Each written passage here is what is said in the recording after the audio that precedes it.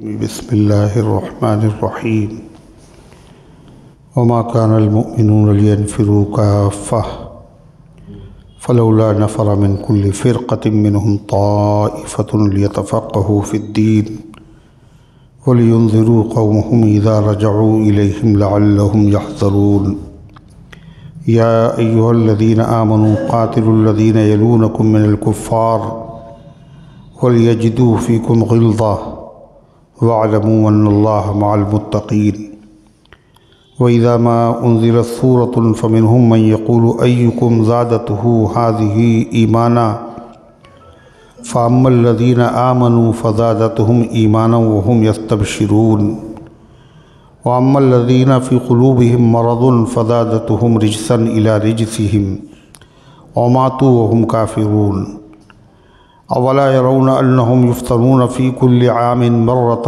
أو مرتين ثم لا يتوبون ولا هم يذكرون وإذا ما أنزلت سورة نظر بعضهم إلى بعض هل يراكم من أحد ثم انصرفوا صرف الله قلوبهم بأنهم قوم لا يفقهون لقد جاءكم رسول من أنفسكم عزيز عليه ما عنتم حريص عليكم بالمؤمنين رؤوف رحيم فإن تولوا فقل حسبي الله لا إله إلا هو عليه توكلت وهو رب العرش العظيم صدق اللہ العظیم۔ محترم حضرات، سامعین کرام، حاضرین مسجد، عزیزوں اور بزرگوں، یہ قرآن مقدس کے 11ویں پارے کی سورہ توبہ، سورہ برات، سورہ فاتحہ کی مبارک، مقدس، مطہر، پاکیزہ، نورانی آخری آیتیں ہیں۔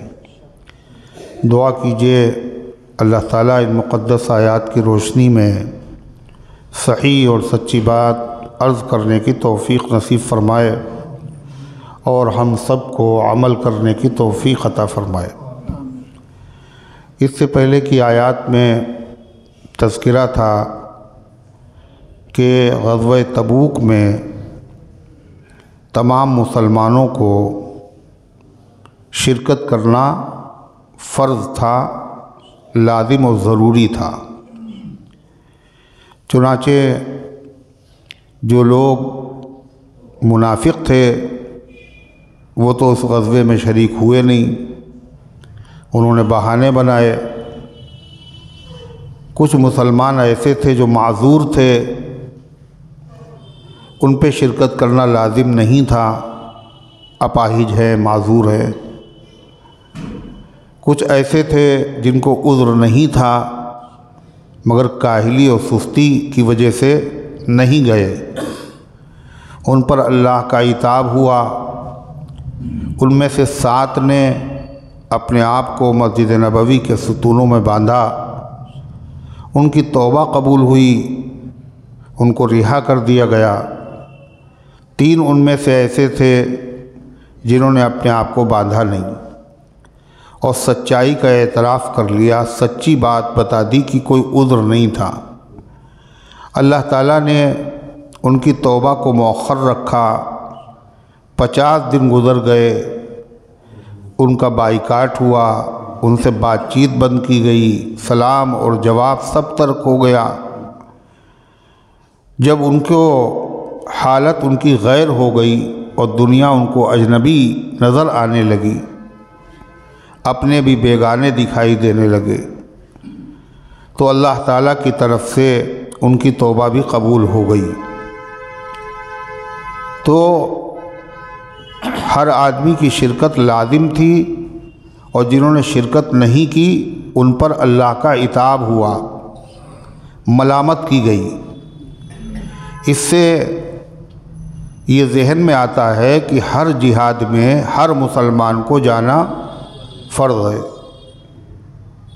اگر نہیں جائے گا تو عتاب کا مستحق ہوگا، ملامت کا مستحق ہوگا، بغیر عذر اگر شریک نہیں ہوگا۔ قرآن کی اس آیت میں بتایا گیا ایسا نہیں، ہر جہاد میں ہر مسلمان کو جانا فرض نہیں ہے۔ غزوہ تبوک میں فرض تھا۔ کیوں فرض تھا؟ جب امیر وقت امیر المومنین اعلان کر دیں کہ ہر مسلمان کو آنا ہے، کسی خاص ماحول حالات کے تحت ہر مسلمان کو شرکت کرنا ضروری ہے، اس کو کہتے ہیں نفیر عام اعلان، تو ایسے موقع پر جہاد میں شرکت کرنا فرض عین ہو جاتا ہے۔ جیسے نماز پڑھنا ہر آدمی پر الگ الگ فرض ہے، کچھ لوگ پڑھ لیں سب گناہ سے بچ جائیں، ایسا نہیں، ہر آدمی کو ہر آدمی کو نماز پڑھنا فرض۔ ایسے جب نفیر عام ہو، عام اعلان ہو، تو ہر مسلمان پر جہاد کرنا فرض عین ہے۔ یا کہیں ایسا ہو جہاں دشمن سے مقابلہ ہو رہا ہے، دشمن نے حملہ کر دیا، وہاں کے لوگوں پر دشمن سے مقابلہ کرنا فرض۔ اگر وہ ناکافی ہوئے تو جو دوسرے مسلمان ہیں قرب و جوار والے، ان پر جہاد کرنا فرض۔ اگر وہ بھی ناکافی ہوں تو جو ان کے قریب ہیں ان پر جہاد کرنا فرض۔ اسی طرح ہوتے ہوتے پورے مشرق اور مغرب کے مسلمانوں پر جہاد کرنا فرض ہو جائے گا ایسی صورت میں۔ لیکن عام حالات میں جہاد میں شرکت کرنا فرض عین نہیں، فرض کفایہ ہے۔ جیسے جنازے کی نماز ہر مسلمان پر پڑھنا فرض نہیں ہے، تھوڑے مسلمان اگر ادا کر لیں تو سب گناہ سے بچ جاتے ہیں، اگر کوئی نہ کرے تو سب گنہگار۔ جیسے عالم بننا، مفتی بننا، قاضی بننا، اس کا علم حاصل کرنا، یہ فرض کفایہ ہے، فرض عین نہیں۔ شہر میں اگر ایک مفتی ہے تو سارے شہر کے لوگ گناہ سے بچ جائیں گے، اگر ایک بھی مفتی نہیں ہے تو سارے شہر کے لوگ گنہگار ہوں گے۔ ایک آدمی کو مفتی بنائیں، یا اگر وہاں مفتی نہیں تو باہر سے اپنے وہاں مفتی کو بلوائیں، قاضی کو لائیں، حافظ قرآن کو لائیں۔ اسی طریقے سے علم حاصل کرنا، تبلیغ کا سفر کرنا، یہ سارے کام کیا ہیں؟ فرض کفایہ ہے، فرض عین نہیں۔ ہاں، علم حاصل کرنا کبھی فرض عین بھی ہوتا ہے، کبھی کیا ہر آدمی پر علم کا حاصل کرنا فرض عین ہے، ہر آدمی پہ۔ مگر علم ایک نہیں ہے، علم کئی طرح کے ہیں۔ ایک علم وہ ہے جن چیزوں کا کرنا ہر مسلمان پر فرض ہے، تو ان کے متعلق اتنا علم حاصل کرنا تاکہ وہ فرض وہ ادا کر سکے، یہ فرض عین ہے۔ جیسے نماز پڑھنا ہر مسلمان پر فرض عین ہے، نماز کی ادائیگی کے لیے جتنے علم کی ضرورت ہے اتنا علم حاصل کرنا ہر مسلمان پر فرض ہے۔ نماز کے لیے طہارت کے مسئلے، کہ اگر پاک نہیں ہوئے تو نماز نہیں ہوگی، تو پاکی کے مسائل سیکھنا فرض۔ اسی طریقے سے نماز کے ارکان، واجبات، سنن و مستحبات، اتنی مقدار قرآن پاک کو سیکھنا فرض ہے جس سے فرض نماز ہو جائے۔ فرض نماز کتنے میں ہو جائے گی؟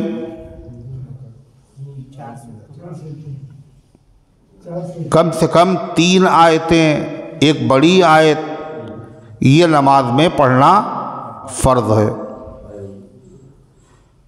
2 رکعتیں دونوں میں، سورہ فاتحہ کا پڑھنا، سورت کا ملانا، یہ واجب ہے۔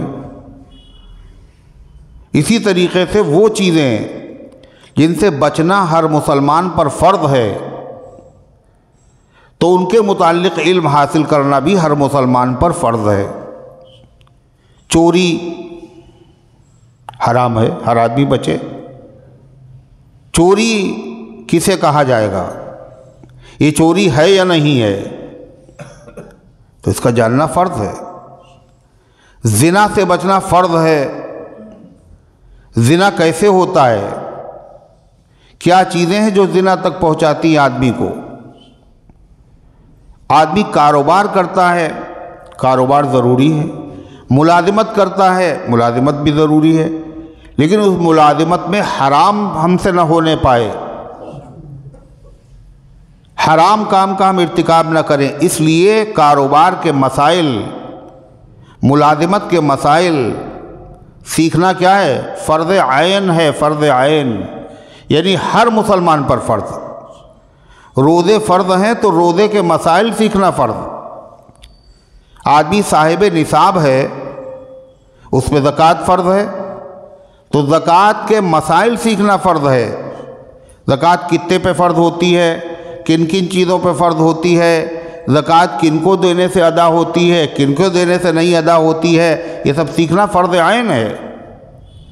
اسی طریقے سے حج فرض ہے، وہ آدمی صاحب حیثیت حج کر سکتا ہے، تو حج فرض ہے، حج کے مسائل سیکھنا بھی کیا، کون سا فرض ہے؟ فرض عین کا مطلب ہر آدمی پہ ضروری۔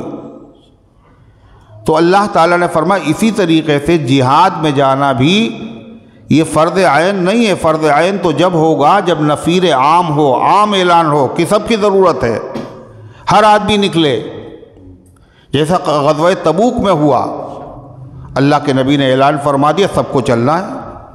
سخت حالات تھے پھر بھی صحابہ گئے، اور جو نہیں گئے ان پہ عتاب ہوا۔ لیکن عام حالات میں جہاد کرنا کیا ہے؟ فرض کفایہ ہے۔ اگر کچھ مسلمان ایسے ہیں جو کافی ہیں مقابلہ کرنے کے لیے، تو باقی مسلمانوں پر اس میں شرکت کرنا فرض نہیں ہے۔ لیکن جو لوگ کر رہے ہیں وہ تمام مسلمانوں کے کیا ہیں؟ محسن ہیں، احسان ان کا ہے تمام مسلمانوں پر۔ اگر وہ نہ کرتے تو سب گنہگار ہوتے، سب پہ فرض ہوتا، اور وہ کر رہے ہیں۔ مسجد اقصیٰ کی حفاظت تمام مسلمانوں کی ذمہ داری ہے۔ حماس کے لوگ، فلسطین کے لوگ کر رہے ہیں مقابلہ، وہ فرض کفایہ ادا کر رہے ہیں، اور وہ تمام مسلمانوں کے محسن ہیں۔ اور جو تمام مسلمانوں کے محسن ہیں تو مسلمانوں کو کیا چاہیے؟ ان کا شکر ادا کریں۔ ان کا شکریہ کیسے ادا کریں؟ ان کی مدد کریں، دعائیں کریں، اور دشمن کی بنائی ہوئی چیزیں، مصنوعات اس کی کمپنیوں کی، ان کو خریدنا، ان کو بیچنا، ان کا استعمال کرنا بند کریں۔ مگر چند ٹکے کے لیے مسلمان وہ جانیں قربان کر رہے ہیں، اور یہ پیپسی پینا نہیں چھوڑ رہا ہے، پلانا نہیں چھوڑ رہا ہے، یہ بیچنا نہیں چھوڑ رہا ہے، جتنی بھی چیزیں وہاں کی بنی ہوئی ہیں، یہ کیا ہے؟ یہ احسان ناشناسی ہے۔ تو قرآن کریم کی اس آیت میں اللہ نے اسی مسئلے کو بتایا کہ غزوہ تبوک سے یہ نہ سمجھنا کہ ہر آدمی پر ہر حال میں جہاد کرنا فرض عین ہے۔ فرمایا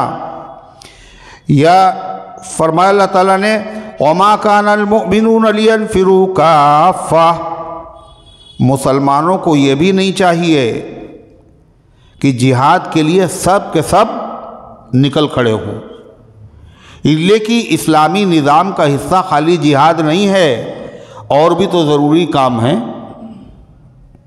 اور بھی تو ضروری کام وہ کون کرے گا؟ اگر سب نکل جائیں گے تو مسجد میں نماز کون پڑھائے گا؟ حافظ کون بنائے گا؟ عالم کون بنائے گا؟ کھیتی کون کرے گا؟ دوسرے مسلمانوں کی ضروریات کو پورا کون کرے گا؟ جنازے کی نماز کون پڑھائے گا؟ اس لیے اللہ فرماتا یہ نہیں ہونا چاہیے، ایمان والوں کے لیے یہ مناسب نہیں ہے کہ جہاد کے واسطے سب کے سب نکل کھڑے ہوں۔ اس لیے سب نکل کھڑے ہوں گے تو کیا ہوگا؟ بہت سارے دین کے شعبے بند ہو جائیں گے، ختم ہو جائیں گے، حالانکہ وہ بھی ضروری ہے۔ اللہ فرماتا پھر کیا ہونا چاہیے؟ فلولا نفر من کل فرقۃ منہم طائفہ، ایسا کیوں نہیں ہوا کہ نکلتی ہر قبیلے سے ایک جماعت، ہر قبیلے سے، ہر قوم سے، ہر جماعت سے، ہر بڑی قوم سے، ہر شہر سے، ہر گاؤں سے ایک جماعت نکلتی کچھ لوگوں کی، کاہے کے لیے؟ تاکہ وہ دشمن سے جہاد کرے۔ فلولا نفر من کل فرقۃ منہم طائفۃ، تو کیوں نہیں نکلنا چاہیے ہر جماعت میں سے ایک طبقے کو، کاہے کے لیے؟ نہیں، لیتفقہوا فی الدین، تاکہ دین کی سمجھ حاصل کرے۔ ایک طبقہ نکلے جہاد کے لیے اور ایک طبقہ نکلے علم دین سیکھنے اور سکھانے کے لیے۔ تو قرآن نے کیا بتایا؟ علم دین سیکھنا کتنا اہم ہے۔ فرمایا کہ جہاد میں ایک جماعت جائے، یہ نہیں سب چلے جائیں، ایک جماعت کو علم دین سیکھنے کے لیے رکنا چاہیے۔ یعنی جہاد بھی رکاوٹ نہیں بن سکتا علم سیکھنے میں۔ جہاد ہو رہا ہے، جہاد بھی ہو، مگر علم دین سیکھنے کا سلسلہ بند نہیں ہونا چاہیے، جاری رہنا چاہیے۔ اتنا اہم ہے علم دین سیکھنا، بڑا اہم ہے۔ اور حضور پاک علیہ السلام نے فرمایا طلب العلم فریضۃ علی کل مسلم، علم کا حاصل کرنا ہر مسلمان پر فرض ہے۔ اس کا کیا مطلب ہے؟ کہ عالم بننا ہر مسلمان پر فرض ہے، قاری بننا، مفتی بننا، قاضی بننا، یہ فرض ہے، یہ نہیں فرض ہے۔ عالم بننا فرض کفایہ ہے، لیکن دین کی ضروری باتیں، عقیدوں کا صحیح کرنا، اس کے بعد نماز، روزہ، زکوٰۃ، حج، حرام کاموں سے بچنے کے لیے، دین کے ضروری کام کرنے کے لیے جتنا علم ہونا چاہیے اتنا علم سیکھنا ہر مسلمان پر فرض ہے۔ اور اس کی بڑی فضیلت حدیث میں آئی ہے۔ قرآن کی یہی آیت بتا رہی کہ علم دین سیکھنا کتنا فضیلت والا کام ہے، کہ سارے لوگوں کو جہاد میں نہیں جانا چاہیے۔ جہاد کے ساتھ علم دین سیکھنے کا سلسلہ رہنا ضروری ہے۔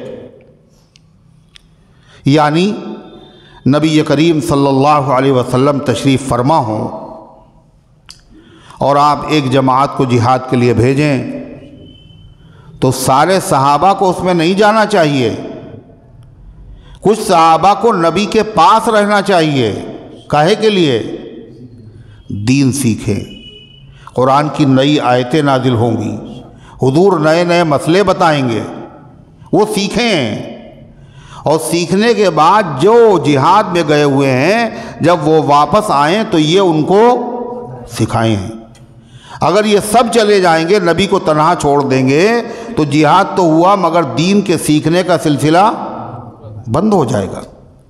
اس سے علم دین کی اہمیت معلوم ہوتی ہے۔ ایک حدیث میں آتا ہے، نبی کریم صلی اللہ علیہ وسلم نے فرمایا من سلک طریقا یلتمس فیہ علما سہل اللہ بہ طریقا الی الجنہ، جو کسی راستے پہ چلتا ہے، دنیا راستے پہ چلتی ہے، بازار جاتا ہے راستے پہ چل کے، کہیں بھی سفر کرتا راستے پہ چلتا ہے، سب چلتے ہیں، لیکن جو آدمی کسی راستے پر چلے اور چلنے کا مقصد کیا ہو، یلتمس فیہ علما، کہ علم حاصل کرنے کے لیے ہم جا رہے ہیں، چاہے وہ پیدل کا راستہ ہو، چاہے وہ سواری کے ساتھ، بائک کے ساتھ، فور ویلر سے، ٹرین سے، پلین سے، ایک ملک سے دوسرے ملک ہو، تو جو سفر علم کے لیے کیا جائے، علم سے مراد جغرافی، سائنس، دنیا کے عصری علوم نہیں ہیں، وہ بھی ضروری ہیں، کو سیکھو۔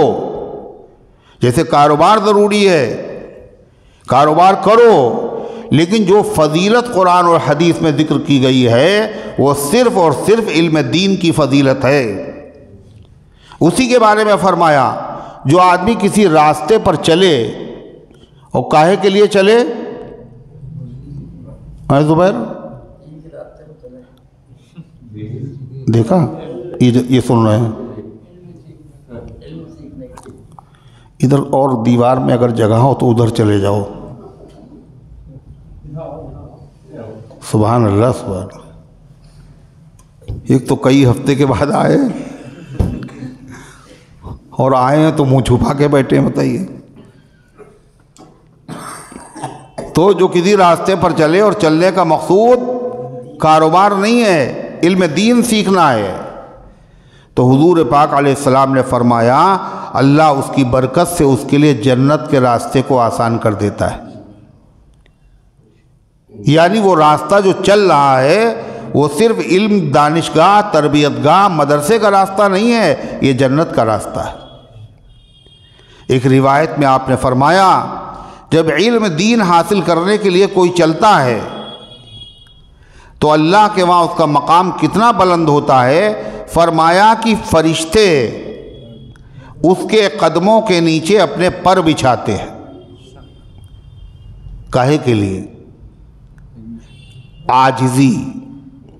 فرشتے اس کا احترام کرتے ہیں، جیسے قرآن نے کہا وَخْفِضْ جَنَاحَكَ لِلْمُؤْمِنِينَ، اور کیا ہے؟ فَلَا تَقُلْ لَهُمَا أُفٍّ وَلَا تَنْهَرْهُمَا وَقُلْ لَهُمَا قَوْلًا كَرِيمًا وَاخْفِضْ جَنَاحَكَ مِنَ الذُّلِّ، اور رحمت کے بازو اپنے ماں باپ کے سامنے جھکا دو، یعنی ماں باپ کے سامنے اکڑ کے مت کھڑے ہو، ادب کے ساتھ۔ پر بچھانے کا مطلب یہ فرشتے علم دین حاصل کرنے کے لیے جو جا رہے ہیں ان کا ادب اور احترام کرتے ہیں۔ پر بچھانے کا یہ بھی مطلب ہو سکتا ہے کیوں رضا لطالب علم، حدیث میں آتا ہے اس طالب علم کو خوش کرنے کے لیے کیا کرتے ہیں، وہ اس کا ادب کرتے ہیں، تکریم کرتے ہیں، احترام کرتے ہیں۔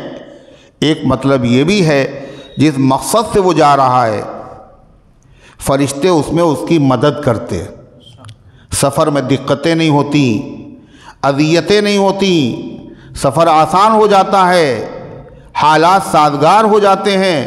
یہ برکت کاہے کی ہوتی ہے؟ علم دین کی۔ فرما بات یہیں پہ ختم نہیں ہوتی، آپ نے فرمایا اور اس کے لیے دنیا کی ہر چیز، چرند اور پرند اور درندے، حتیٰ کہ چیٹیاں اپنے بلوں میں اور مچھلیاں پانی میں، یہ سب اس کے لیے دعائے مغفرت کرتے۔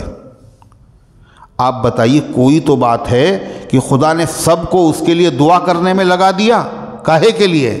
اس کا مطلب یہ بندہ اللہ کا محبوب بندہ ہے، اللہ کا جن نزدیک جو سب سے پسندیدہ کام ہے اس کو کرنے کے لیے نکلا ہے، تو ساری دنیا کے نظام کو اللہ نے کیا کر دیا، اس کی خدمت میں لگا دعا کرو۔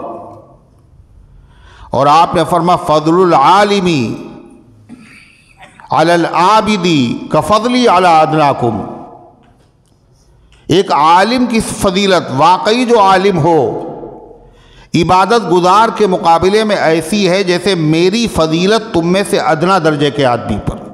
کہاں حضور کا درجہ، کہاں عام آدمی کا درجہ۔ آپ نے فرمایا ایسی ایک عالم کی فضیلت عام آدمی کے مقابلے میں ہے۔ تم 100 رکعت نماز پڑھو رات بھر، اور عالم نے فرض پڑھے ہیں خالی اور سنت موقدہ پڑھی ہیں، اس کا ثواب تمہاری 100 رکعت نماز سے زیادہ ہے۔ اللہ کے وہاں درجہ ہے۔ العلماء ورثۃ الانبیاء، علماء انبیاء کے وارث ہیں۔ اور وراثت کسے ملتی ہے؟ وراثت کسے ملتی ہے؟ وراثت کسے ملتی؟ رشتہ داروں کو، مگر ہر رشتہ دار کو بھی نہیں ملتی۔ کس کو ملتی ہے؟ جو قریبی رشتہ دار ہو اسی کو ملتی ہے۔ قریبی رشتہ دار چاہے تہجد گزار ہو اور چاہے بے نمازی ہو،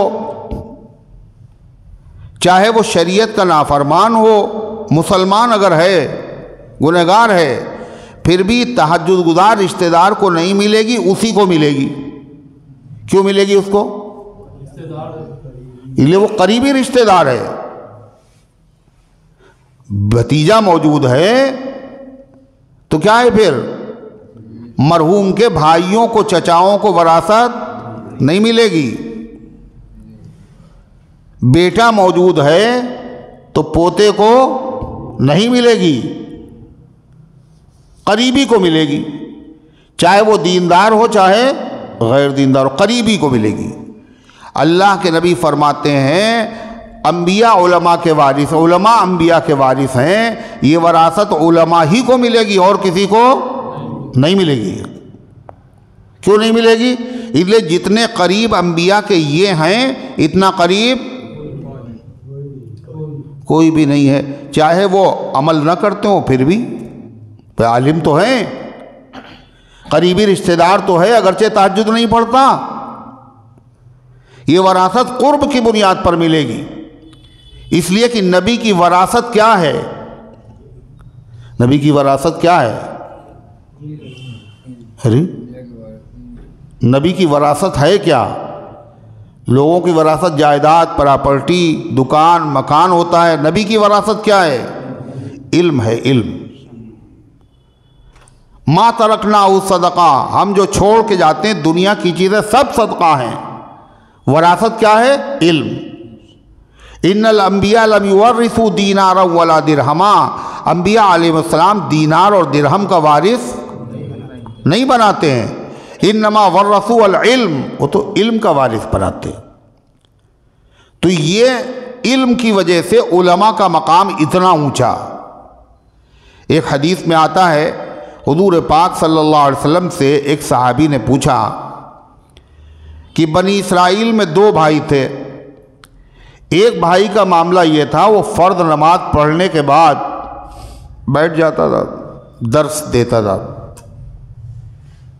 دین سکھاتا تھا، علم سکھاتا تھا، اور دوسرا جو بھائی تھا وہ دین نہیں سکھاتا، فرض پڑھتا تھا، رات میں وہ نفلیں پڑھتا تھا اور دن میں وہ روزے رکھتا تھا۔ تو اللہ کے نبی دونوں میں سے کون سا زیادہ افضل ہے؟ آپ نے فرمایا جو خالی فرض اور سنت موقدہ پڑھ کر کے دین سکھانے لگتا تھا، علم سکھانے لگتا تھا، اس کی فضیلت اس بھائی پر ایسی ہے جیسے میری فضیلت تم میں سے ادنا درجے کے آدمی پر، اتنی فضیلت اس کی ہے۔ کیوں؟ معلوم ہے علم فضیلت کی چیز ہے، اور علم ایسی فضیلت کی چیز ہے کہ اللہ تعالیٰ نے فرشتوں پر آدم علیہ السلام کی جو فضیلت ظاہر کی تھی وہ کیسے؟ علم کے ذریعے سے۔ فرشتوں کا سجدہ کرو، خلیفہ بنائیں گے آدم کو، کل ہم تسبیح پڑھتے ہیں، ہم عبادت کرتے ہیں، اللہ نے کہا ہم جو جانتے تم نہیں جانتے، انبئونی باسماء ہؤلاء، ان چیزوں کے نام بتاؤ اے فرشتوں تم۔ اب فرشتے وہ نام بتا نہیں سکے، اللہ نے آدم علیہ السلام سے کہا انبئوہم باسمائہم، آدم تم بتاؤ۔ آدم علیہ السلام نے فر سب چیزوں کا نام سنا دیے۔ اللہ نے کہا ہم نے نہیں کہا تھا جو ہم جانتے ہیں وہ تم نہیں جانتے، اور سب کے سامنے اللہ نے فرشتوں کے سامنے آدم کو علم دیا، فرشتے نہیں سیکھ پائے، آدم سیکھ گئے۔ تو علم جو ہے، اس لیے قرآن کہتا ہے هل يستوي الذين يعلمون والذين لا يعلمون، کہ وہ لوگ جو علم رکھتے ہیں ان کے برابر ہو سکتے ہیں جو علم نہیں رکھتے؟ اللہ خود سوال کر رہا ہے۔ تو اللہ تبارک و تعالیٰ نے قرآن کریم کی اس آیت میں علم کی فضیلت بھی بتائی، اور کیا بتایا؟ کہ جہاد فرض عین نہیں، فرض کفایہ ہے، تاکہ کچھ لوگ ایسے ہوں جو علم سیکھیں، اور بھی دین کے کام ہیں وہ بھی تو چلے۔ اب یہ پتہ چلا مدرسے میں جو لوگ علم دین سکھا رہے ہیں، حدیثیں پڑھا رہے ہیں، مسائل سکھا رہے ہیں، قرآن پاک کی تعلیم دے رہے ہیں، حافظ بنا رہے ہیں، قاری بنا رہے ہیں، آپ ان سے کہیں آپ چھوڑ دیے یہ سب، ہمارے ساتھ چلیے۔ یہ اللہ کا کام ہے، پسندیدہ کام ہے، یہ سب سے اونچا کام ہے۔ تو وہ سارے کام جو ہیں وہ کیا وہ ہوں گے، بند ہو جائیں گے؟ وہ بھی تو فرض کفایہ ہیں، یہ بھی ضروری وہ بھی ضروری، فرض کفایہ سب ہیں۔ لہذا تقسیم کر لو، کچھ یہ کام کر رہے ہیں، کچھ یہ کام کر رہے ہیں، کچھ یہ کام کر رہے ہیں، اور سب ایک دوسرے کے محسن ہیں۔ اگر وہ نہ ہوتے تو ہمیں بھی یہ کام بھی ہمیں کرنا پڑتا، یہ ہونا چاہیے۔ نیند آنے لگی، انہوں نے سوچا یہ ہمارے مطلب کی باتیں نہیں ہیں، وہ آنکھوں میں جو ہے ان کے خمار بھر گیا اتنی جلدی۔ 2 ہی 4 منٹ ہوئے ابھی، اور باقاعدہ اللہ رحم کرے۔ جی کہہ رہے ہیں ابھی آدھا ہی گھنٹہ ہوا ہے۔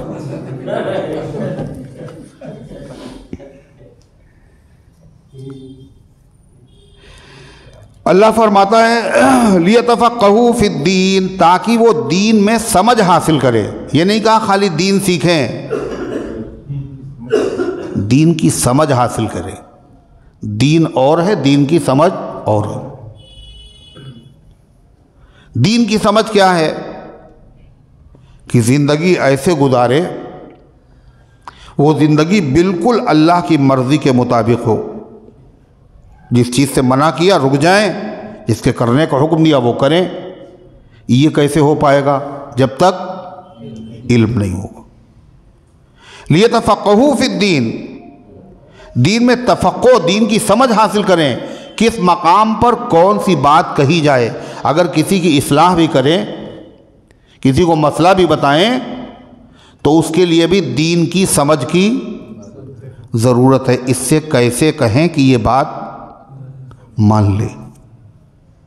صرف مقصد بتانا نہیں ہے، لاٹھی مارنا نہیں ہے، وہ سمجھ جائے۔ اللہ فرماتا ہے وَلْيُنذِرُوا قَوْمَهُمْ إِذَا رَجَعُوا إِلَيْهِمْ، تاکہ ڈرائیں وہ قومہم، اپنی قوم کو۔ کون سی قوم؟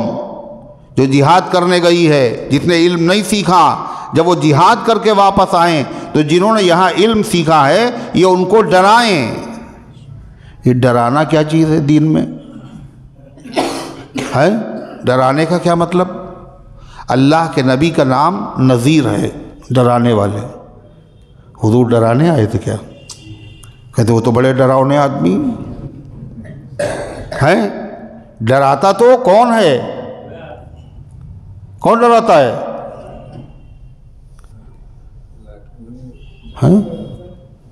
ارے ڈراتا کون ہے؟ آدمی کو ڈراتا ہے، دھمکاتا ہے، پیسے وصول کرتا ہے، کون ہے وہ؟ کہہ رہے شیطان۔ ارے ڈاکو، کہہ رہے شیطان، کہہ رہے ڈاکو تو ہے شیطان۔ دیکھ رہے ہیں آپ، ایک سے بڑھ کے ایک ہیں۔ جو ہم نے کہہ دیا یہی صحیح ہے، اب اس کی تعویلیں کریں گے، ریفو کریں گے، اس کو صحیح بنانے کی کوشش کریں گے۔ تو بھی ڈراتا ہے، شیر سے بھی آدمی ڈرتا ہے، درندے سے بھی ڈرتا ہے۔ تو کہ یہ ڈرانا نہیں ہے۔ نذیر اسے کہتے ہیں جو کسی کو ڈرائے اس کی نقصان دہ چیز سے، اگر ایسا نہیں کرو تمہارا بڑا نقصان ہو جائے گا۔ اور محبت کے ساتھ، شفقت کے ساتھ۔ ڈاکو جو ڈرا رہا ہے وہ پیسہ لینے کے لیے، نقصان پہنچانے کے لیے، فائدے کے لیے نہیں۔ ماں کہہ رہی بیٹا گومتی نہانے نہ جانا، گھر پہ نہا لو تم، کاہے کے لیے کہہ رہی؟ محبت میں کئی بچے ڈوب گئے ہیں، تم بھی کہیں ڈوب نہ جانا۔ یہ نذیر ہے، اللہ کے نبی نذیر ہیں۔ جہنم سے، عذاب جہنم سے جو آپ ڈرا رہے ہیں، کاہے کے لیے؟ بندوں کے فائدے کے لیے، مسلمانوں کے فائدے کے لیے۔ تو اللہ فرماتا ہے نبی کے وارثوں کا کام وہی ہے جو نبی کا کام ہے، تاکہ وہ ڈرائیں ان لوگوں کو جو جہاد میں گئے ہوئے تھے، جب لوٹ کر کے آئیں جو سیکھا ہے ان کو بتائیں، ان کو سمجھائیں، فائدے کی باتیں، نقصان سے بچنے کی باتیں۔ اللہ فرماتا لعلہم یحذرون، تاکہ وہ لوگ سن کر کے اپنے نقصان سے اپنے آپ کو بچا سکیں اور فائدے کی چیزیں حاصل کر سکیں۔ اللہ کے نبی بشیر بھی ہیں اور نذیر بھی ہیں۔ بشیر کے معنی ہیں اچھی خبریں سنانے والا، اور نذیر کے معنی ہے ڈرانے والا۔ بشیر کا مطلب فائدے کی چیزیں بتانے والا۔ میاں کیا کیا کرو، کیا کیا کیا بتاؤ؟ فرما کہ جنت کے بالا خانے ہیں، اتنے اعلیٰ درجے کے ہیں کہ اندر سے باہر کیا ہو رہا ہے سب دکھے گا، اور باہر سے اندر کا پورا منظر دکھائے، اتنے صاف شفاف اعلیٰ درجے کے۔ حضور کسے ملیں گے؟ فرما لمن الان الکلام، جو بات کرے تو نرمی سے بات کرے۔ کس سے؟ اماں سے، ابا سے، جس سے بھی بات کرے نرمی سے بات کرے۔ لمن الان الکلام واطعم الطعام، اور وہ کھانا کھلائے۔ نرمی سے بات تو لوگ کر لیتے ہیں، مگر کھانا کھلانا بتائیے، تہجد، اشراق، اوابین سب آسان ہے، کھانا کھلانا مشکل ہے۔ ہاں کھلائیں گے، کب کھلائیں گے؟ کہیں ولیمہ ہونے دو، چوتھی ہونے دو، مانجھا ہونے دو، اور اب تو نئی نئی دعوتیں لوگوں نے شروع کر دی، برتھ ڈے اس میں بلا رہے ہیں۔ وَأَطْعَمَ الطَّعَامَ، کھانا کھلانا۔ کس کو کھلانا؟ غریب کہاں لکھا ہوا ہے حدیث میں؟ مطلب غریب کو کھلانا، بس اپنی طرف سے۔ اطعام الطعام، کھانا کھلائے، دوستوں کو کھلائے، ملنے والوں کو کھلائے، پڑھے لکھوں کو کھلائے، غیر پڑھے لکھے لوگوں کو کھلائے، مالداروں کو کھلائے، غریبوں کو کھلائے۔ اپنی طرف سے کیوں تم نے قید لگائی غریبوں کو کھلائے؟ حضور نے تو کہا کھانا کھلائے بس۔ یہ کوئی ایصال ثواب والا کھانا تھوڑی ہے جو غریبوں کو کھلائے۔ ارے وہ تیجا 40واں جو کر رہے ہیں آپ، مردے کو ثواب پہنچانے کے لیے وہ کھلا رہے ہیں سب مالداروں کو، یہ وہ والا کھانا نہیں ہے، یہ ویسے ہی کبھی کبھی کھانا کھلائے۔ وَأَطْعَمَ الطَّعَامَ، اور کھانا کھلانا، یہ کام جو حضور نے بتایا۔ اچھا جنت میں کون کون جانا چاہتا ہے؟ اسی جنت میں حضور نے جس کو بتایا، مگر ہم لوگ کیا کر رہے ہیں؟ سوچیے آپ، کیا بتایا؟ نرمی سے بات کرے، کہ یہ تو ہو جائے گا۔ پھر وَأَطْعَمَ الطَّعَامَ، کھانا کھلائے۔ کل یہ مشکل ہے، یہ کبھی کبھی ہو پائے گا۔ وَأَطْعَمَ الطَّعَامَ، پھر فرما وَصَلَّى وَالنَّاسُ نِيَامٌ، اور اس وقت نماز پڑھے جب لوگ سو رہے ہوں، تاکہ کوئی دیکھے نہیں کہ یہ نماز پڑھ رہا ہے۔ اور وہ وقت کون سا ہے؟ مغرب کے بعد کا نا، کون سا ٹائم ہے؟ کہنے فجر کا۔ فجر میں تو جماعت ہوتی باقاعدہ، کہہ رہے بہت سے آتے ہیں۔ وَصَلَّى وَالنَّاسُ نِيَامٌ، جب لوگ سو رہے ہوں، تہجد کا وقت ہے نا؟ تو یہ عمل کرنے سے کیا ہوگا؟ جنت۔ یہ کیا ہے؟ فائدے کی چیز حضور نے بتائی، جنت تمہیں ملے گی، یہ بشارت ہے۔ اور نذیر کسے کہتے ہیں؟ نقصان دہ چیزوں سے جو بچائے۔ بشیر جو فائدے کی چیزیں بتائے۔ فائدے کی چیز بتانے والا زیادہ بڑا احسان کرنے والا ہے، یہ جو نقصان سے بچا لے وہ زیادہ بڑا احسان کرنے والا ہے۔ جو نقصان سے بچا لے، جہنم سے بچا لے۔ کسی نے آ کے بتا دیا سنبھل کے جانا، لوگ کھڑے ہوئے ہیں تمہارے انتظار میں۔ کہہ رہا بے شک۔ اب بتائیے کوئی تک ہے بے شک کہنے کا؟ کہہ رہے لوگ کھڑے ہوئے تمہارے، کہہ رہے بے شک تمہارے انتظار میں۔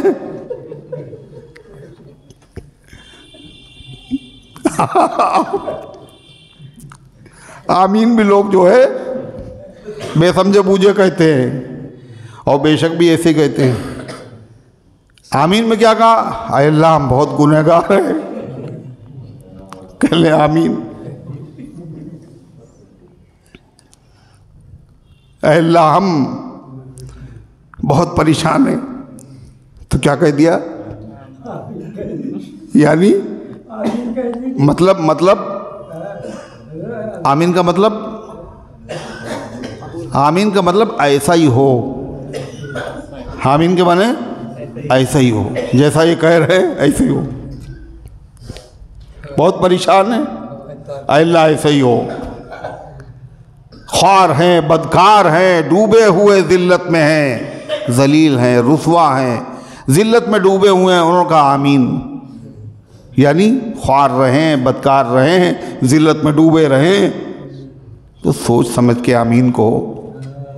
ایسے ہی بے شک بھی جو ہے سوچ سمجھ کے کہو، کہنا چاہیے نہیں کہنا چاہیے۔ وہ ایک آدمی تھا، وہ بازار گیا، نخاس میں، چڑیا بازار میں۔ اس زمانے کا ہے یہ، جس زمانے میں فارسی بولی جاتی تھی۔ تو وہاں اس نے ایک طوطا خریدا۔ کہنے صاحب یہ طوطا فارسی بولتا ہے۔ کہنے اچھا، یہ تو بڑا قیمتی ہے۔ تو انہوں نے پوچھا طوطے سے بات کریں کہ میں بات کر کے دیکھیں۔ تو انہوں نے کہا کہ کیا قیمت ہے اس کی؟ تو بتایا کہ 100 روپے۔ اس زمانے میں 100 روپے بہت تھے۔ تو انہوں نے طوطے سے کہا لائق 100 روپیہ ہستی، تم 100 روپے کے لائق ہو؟ تو طوطا جو رٹا ہوا تھا وہی بولا، کہنا دری چیشک، اس میں کیا شک ہے؟ یعنی بے شک میں 100 روپے کے لائق ہوں۔ تو بہت خوش ہوا، اس نے خرید لیا۔ طبیعت خوش ہو گئی صاحب، کیا بر وقت جواب دیا طوطے نے۔ اب گھر پہ لانے کے بعد جو بات اس سے کہتا، وہ جواب میں کیا کہتا؟ دری چیشک، بے شک۔ پانی پیو گے؟ کہ بے شک۔ نہیں پیو گے پانی؟ کہ بے شک۔ تمہاری کھڑکی کھول دی جائے؟ کہ بے شک۔ نہ کھولیں؟ بے شک۔ تو اس لیے بے شک بھی جو ہے۔ اب اس کے بعد اس نے کیا کہا؟ اس نے کہا طوطے کے سامنے میں نے بہت غلط کیا، میں نے حماقت کی جو تم کو 100 روپے میں خریدا۔ تو طوطا بولا دری چیشک، اس میں کیا شک ہے؟ بے شک آپ نے حماقت کی۔ اس نے اس کو آزاد کر دیا۔ تو اگر کوئی آدمی یہ بتا دے کہ لوگ بیٹھے ہیں تمہارے انتظار میں، حملہ کرنا چاہتے ہیں، اور آپ کو وہ ایک آدمی 500 روپے دے دے آپ کو، مگر یہ نہ بتائے کہ لوگ آپ کے انتظار میں بیٹھے ہوئے ہیں، ان میں سے کون محسن ہے جس نے 500 روپے دیے، جس نے جان بچائی؟ سوچ کے بتائیے نا۔ اچھا، تو نذیر اسے کہتے ہیں جو نقصان سے بچا لے، اور بشیر اسے کہتے ہیں جو فائدہ پہنچائے۔ اللہ کے نبی بشیر بھی اور نذیر بھی ہیں۔ تو اللہ تعالیٰ فرما رہا علم سیکھنے کا مقصد کیا ہے؟ خالی عالم بن جاؤ بس نہیں، لِيُنذِرُوا اِذَا رَجَعُوا، تاکہ وہ ڈرائیں۔ کس کو؟ اپنی قوم کو ڈرائیں، اپنے لوگوں کو ڈرائیں جب وہ واپس ان کے پاس آئیں، لَعَلَّهُمْ يَحْذَرُونَ، تاکہ وہ بچیں اپنے نقصان دہ چیزوں سے، جہنم میں جانے والے کاموں سے اپنے آپ کو بچا سکیں۔ پھر اللہ فرماتا ہے یا ایھا الذین آمنوا قاتلوا الذین یلونکم من الکفار، اے ایمان والو قتال کرو، جہاد کرو ان لوگوں سے جو تمہارے قریب ہیں کافروں میں سے۔ جب جہاد کی ضرورت پیش آئے تو جہاد کہاں سے شروع کیا جائے؟ پہلے دور سے، ہے نا، پہلے جو دور ہے ان کے تک جائیں، جب تک یہاں کام ہو جائے۔ قریب والے کہاں سے شروع کریں؟ جو قریب ہے۔ اللہ کے رسول صلی اللہ علیہ وسلم اور صحابہ نے اس پر عمل کیا۔ سب سے پہلے جو جہاد صحابہ نے اللہ کے نبی نے کیا، کس سے کیا ہے؟ روم والوں سے کیا، ایران والوں سے کیا، کس سے کیا ہے؟ عربوں سے کیا ہے۔ عرب کے سارے علاقے جب قابو میں آ گئے تو سن 9 ہجری میں ابھی جس غزوے کا تذکرہ ہے، یعنی غزوہ تبوک، یہ کب ہوا؟ یہ تمام مکے کے فتح ہونے کے بعد، عرب علاقے فتح ہونے کے بعد، اب اللہ کے نبی نے یہ جو لشکر بھیجا تھا، یہ کس سے لڑنے کے لیے بھیجا تھا؟ رومیوں سے۔ اور یہ بہت مدینے سے بہت دور بھی تھا۔ حضرت صدیق اکبر کا زمانہ جب آیا، انہوں نے کیا کیا؟ اسی پہ عمل کیا۔ نبی کی وفات کے بعد لوگ دین سے مرتد ہو گئے، پھر گئے۔ بعد نے کہا ہم زکوٰۃ نہیں دیں گے، بعد نے دین ہی چھوڑ دیا۔ تو صدیق اکبر نے اپنی فوجیں عراق اور شام میں نہیں بھیجی، پہلے مرتدین سے مقابلہ کیا، اور فتنوں کا قلقمہ جب ہو گیا تو پھر اس کے بعد ایران بھی بھیجی اور ملک شام میں بھی بھیجی۔ فاروق اعظم کا جب زمانہ آیا تو انہوں نے صدیق اکبر کے جانشین بن کر کے شام بھی فتح کیا اور ایران بھی فتح کیا۔ ان کے جانشین جب عثمان غنی آئے تو انہوں نے اس دائرے کو اور بڑھا دیا، کابل بھی فتح کیا، افریقہ بھی فتح کیا، اور صاحب اسی طریقے سے دوسرے ممالک، وہاں تک دین پہنچا کتنا؟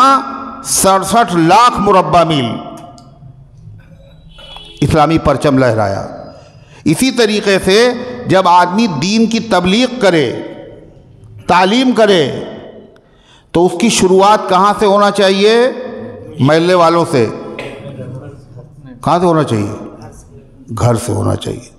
وَأَنذِرْ عَشِيرَتَكَ الْأَقْرَبِينَ، اے پیغمبر پہلے اپنے گھر والوں کو ڈرائیے۔ عام تبلیغ سے پہلے خاص تبلیغ۔ اور آپ نے یہ سننے کے بعد اپنے گھر والوں کو اکٹھا کیا، اور آپ نے فرمایا فاطمہ عمل کرو، نبی کی بیٹی ہونا کام نہیں آئے گا۔ صفیہ عمل کرو، نبی کی پھوپھی ہونا کام نہیں آئے گا۔ ہم اللہ کے عذاب سے تمہیں بچا نہیں سکتے اگر تم نے عمل نہیں کیا۔ آپ نے جو دعوت کی تھی سب سے پہلے دین کی دعوت دینے کے لیے، دعوت ذوالعشیرہ جسے کہا جاتا ہے، اس میں سب اپنے رشتہ داروں کو بلایا تھا، جس میں ابو لہب نے کہا تھا آپ کے ہاتھ ٹوٹ جائیں اسی لیے ہمیں بلایا تھا۔ تو یہ کیا ہے؟ سب سے پہلے شروعات کہاں سے ہونا چاہیے؟ بیرون سے یا اندرون سے۔ بیرون کا مطلب ودیش، اندرون کا مطلب اپنے ملک، اور اپنے ملک میں اپنا شہر، اپنے شہر میں اپنا محلہ، اپنے محلے میں اپنا گھر۔ اس لیے کہ دعوت اور تبلیغ میں اور دین کی تعلیم میں جب اپنے گھر کے لوگ شامل ہو جائیں گے تو باہر کے لوگوں کے اوپر اس کا بڑا خراب اثر پڑے گا۔ اچھا جگ رہے ہو تم؟ کیا کہہ رہے ہم سوتے ہی نہیں؟ ارے بھائی سونے کا وقت سونا بھی چاہیے، یہ بھی نعمت ہے۔ کہہ رہے اللہ کا شکر ہم سوتے ہی نہیں ہیں۔ اچھا گھر پہ سوتے ہیں، بستر پہ، تو ٹھیک ہے، اچھی بات ہے، اللہ کی نعمت ہے۔ تو فرمایا تبلیغ میں، تعلیم میں شروعات گھر سے کرو۔ اس لیے سب سے پہلے لوگ کیا دیکھتے ہیں؟ گھر، ان کا گھر دیکھو پہلے، گھر کا ماحول دیکھو پہلے، یہ آئے ہماری اصلاح کرنے کے لیے، سب سے پہلے یہی۔ اور گھر کے لوگوں کی اگر اصلاح ہو جائے گی، حضرت فاروق اعظم رضی اللہ عنہ فرماتے تھے، وہ حضرت عمر تو حضرت عمر ہیں، جب کوئی قانون بناتے تھے اور جب کسی چیز سے روکتے تھے مسلمانوں کو، تو اپنے گھر والوں سے کہتے دیکھو سن لو، میں نے اس کام سے مسلمانوں کو منع کیا ہے، اگر کوئی مسلمان یہ کام کرے گا تو اس کو ایک سزا دوں گا، اور اگر تم میں سے کوئی کرے گا تو میں ڈبل سزا دوں گا۔ اور لوگ تمہیں اس طرح دیکھیں گے، حضرت عمر کی باتیں دیکھیے، لوگ پورے عوام تم کو اس طرح دیکھیں گے جیسے شکار اپنے شکاری اپنے شکار۔ دیکھیں عمر کے گھر والے کیا کر رہے ہیں، دیکھیں عمر کے گھر والے کیا کر رہے ہیں، تمہیں دیکھیں گے۔ تم سیدھے رہو گے تو اسلامی قانون کے نافذ کرنے میں مدد ملے گی۔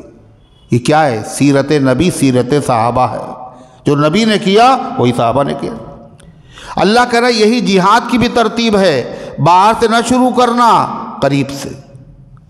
اسی طرح ایک جہاد دو طرح کے ہوتے ہیں، ایک ہوتا ہے اقدامی۔ اقدامی کا مطلب دشمن ہیں، عاجز کر رہے ہیں، ان پہ حملہ کر دینا، یہ اقدام ہے۔ ایک ہے دفاعی، دشمن نے خود حملہ کر دیا ہمارے گھر پہ، اب ہم اس سے لڑ رہے ہیں۔ فلسطینیوں پر اسرائیلیوں نے حملہ کیا، امریکوں نے کیا، فرانسیسیوں نے کیا۔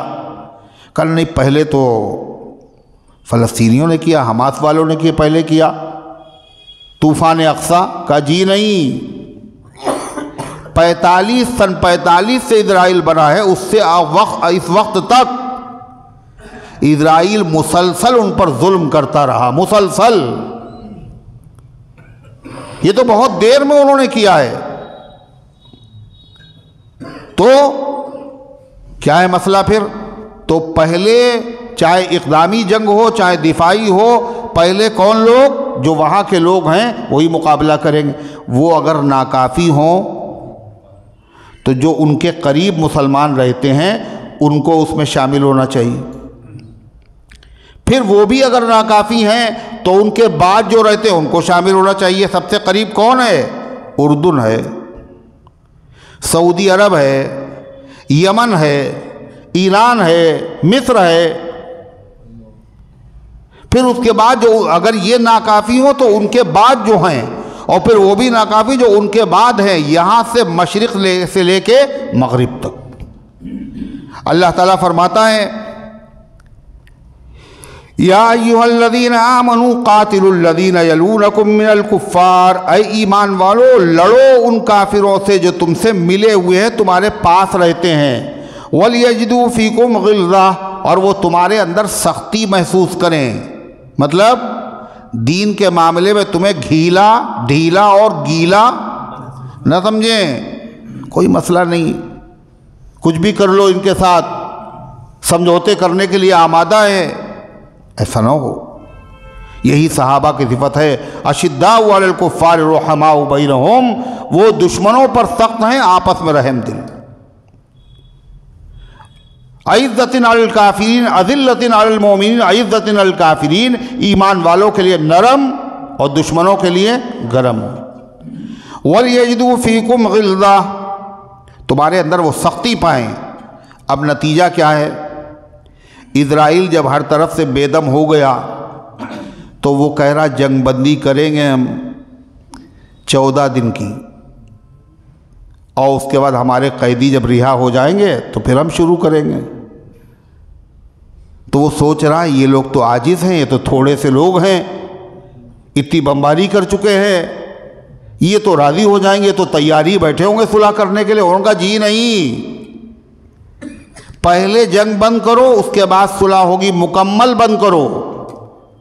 اور اگر تمہیں یہ منظور نہیں، ہم جو وقتی طور پر جو جنگ بندی ہے ہمیں یہ قبول نہیں، تم 1 سال لڑو گے، ہم 1 سال لڑیں گے۔ قرآن کہہ رہا ہے وَلْيَجِدُوا فِيكُمْ غِلْظَةً، وہ تمہارے اندر سختی پائیں۔ یہ نہیں کہ صاحب یہ تو راضی ہو ہی جائیں گے، چارہ ڈالو۔ دیکھو سفارش کر رہا ہے کون؟ مصر۔ سفارش کر رہا ہے کون؟ قطر۔ اپنے لوگ کر رہے ہیں، راضی ہو جاؤ، نہیں۔ یہ کیا ہے؟ اللہ والے لوگ ہیں نا، مجاہد لوگ ہیں، اولیاء اللہ ہیں، وہ بڑے کامل الایمان ہیں، وہ اللہ ان کی مدد فرمائے، اللہ ان کی نصرت فرمائے، اللہ ان کے حوصلوں کو اور بلند فرمائے۔ انہوں نے دور صحابہ کی یاد تازہ کر دی۔ اللہ تعالیٰ فرماتا ہے وَاعْلَمُوا أَنَّ اللَّهَ مَعَ الْمُتَّقِينَ، اور یقین رکھو اللہ خدا سے ڈرنے والوں کے ساتھ ہے۔ بس حرام کام نہ کرنا، بیجا کسی کو نہ ستانا، اسپتالوں پر تم بمباری نہ کرنا، بے قصور لوگوں کو نشانہ تم نہ بنانا۔ اگر تم متقی رہے، اللہ سے ڈرتے رہے، تو اللہ کی مدد تمہارے ساتھ ہے، چاہے تمہاری تعداد تھوڑی ہو، تمہارا سامان تھوڑا ہو، اور جس کے ساتھ اللہ کی مدد ہو اس پر دنیا کی کوئی طاقت غالب نہیں آ سکتی۔ دنیا دیکھ رہی قرآن کی آیت کی سچائی، حیرت میں پڑے ہوئے ہیں لوگ۔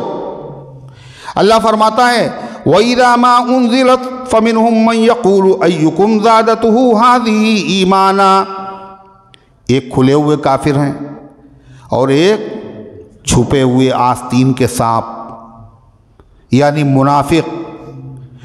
اب ان کا ذکر تھوڑا سا، اللہ فرماتا یہ دین پر عمل نہیں کرتے، خدا سے ڈرتے نہیں ہیں، یہ ایمان ہی نہیں رکھتے ہیں، تو بظاہر فائدہ اٹھانے کے لیے کلمہ پڑھ رہے ہیں۔ یہ اللہ کی عظمت ان کے دل میں نہیں ہے، دین کی عظمت ان کے دل میں نہیں ہے، نبی کی عظمت ان کے دل میں نہیں ہے۔ یہ بجائے دین کی باتیں سمجھنے کے، یہ دین کی باتوں کا مذاق اڑاتے ہیں۔ قرآن کیا کہتا ہے؟ مومن لوگ وہ ہیں وَإِذَا تُلِيَتْ عَلَيْهِمْ آيَاتُهُ زَادَتْهُمْ ایمانا، ایمان والوں کے سامنے جب قرآن کی آیتیں پڑھی جاتی ہیں تو ان کا ایمان گھٹ جاتا ہے، بڑھ جاتا ہے۔ تو منافق جب کوئی آیت نازل ہوتی تھی تو آپس میں کہتے تھے میاں اس آیت کے نازل ہونے سے کتنے ڈگری ایمان بڑھا؟ ایمان بڑھا تمہارا؟ مذاق اڑانے کے لیے۔ اللہ فرما رہا وَإِذَا مَا أُنزِلَتْ سُورَةٌ، جب اتاری جاتی ہے، اترتی ہے کوئی سورت، فَمِنْهُمْ مَنْ يَقُولُ، تو ان میں سے بعض کہتے ہیں أَيُّكُمْ زَادَتْهُ هَذِهِ إِيمَانًا، اس سورت نے تم میں سے کس کا ایمان بڑھا دیا؟ ہمیں تو کچھ نہیں لگتا کچھ بڑھاؤ، کچھ بھی نہیں، خالی یوں ہی باتیں ہیں۔ اللہ فرماتا ہے یہ اندھے ہیں، محروم ہیں، اور بہرا آدمی کیا سمجھتا ہے؟ بہرا آدمی کیا سمجھتا ہے؟ کہ سب کی کان صحیح، میں ہی بہرا ہوں اکیلا۔ کیا کرتا ہے وہ سمجھتا ہے ساری دنیا، اس لیے جب وہ بات کرتا ہے تو بہت دھیرے سے بولتا ہے نا؟ کیا کہہ رہے ہیں؟ بہرا آدمی جب بات کرتا ہے تو کیسے بات کرتا ہے؟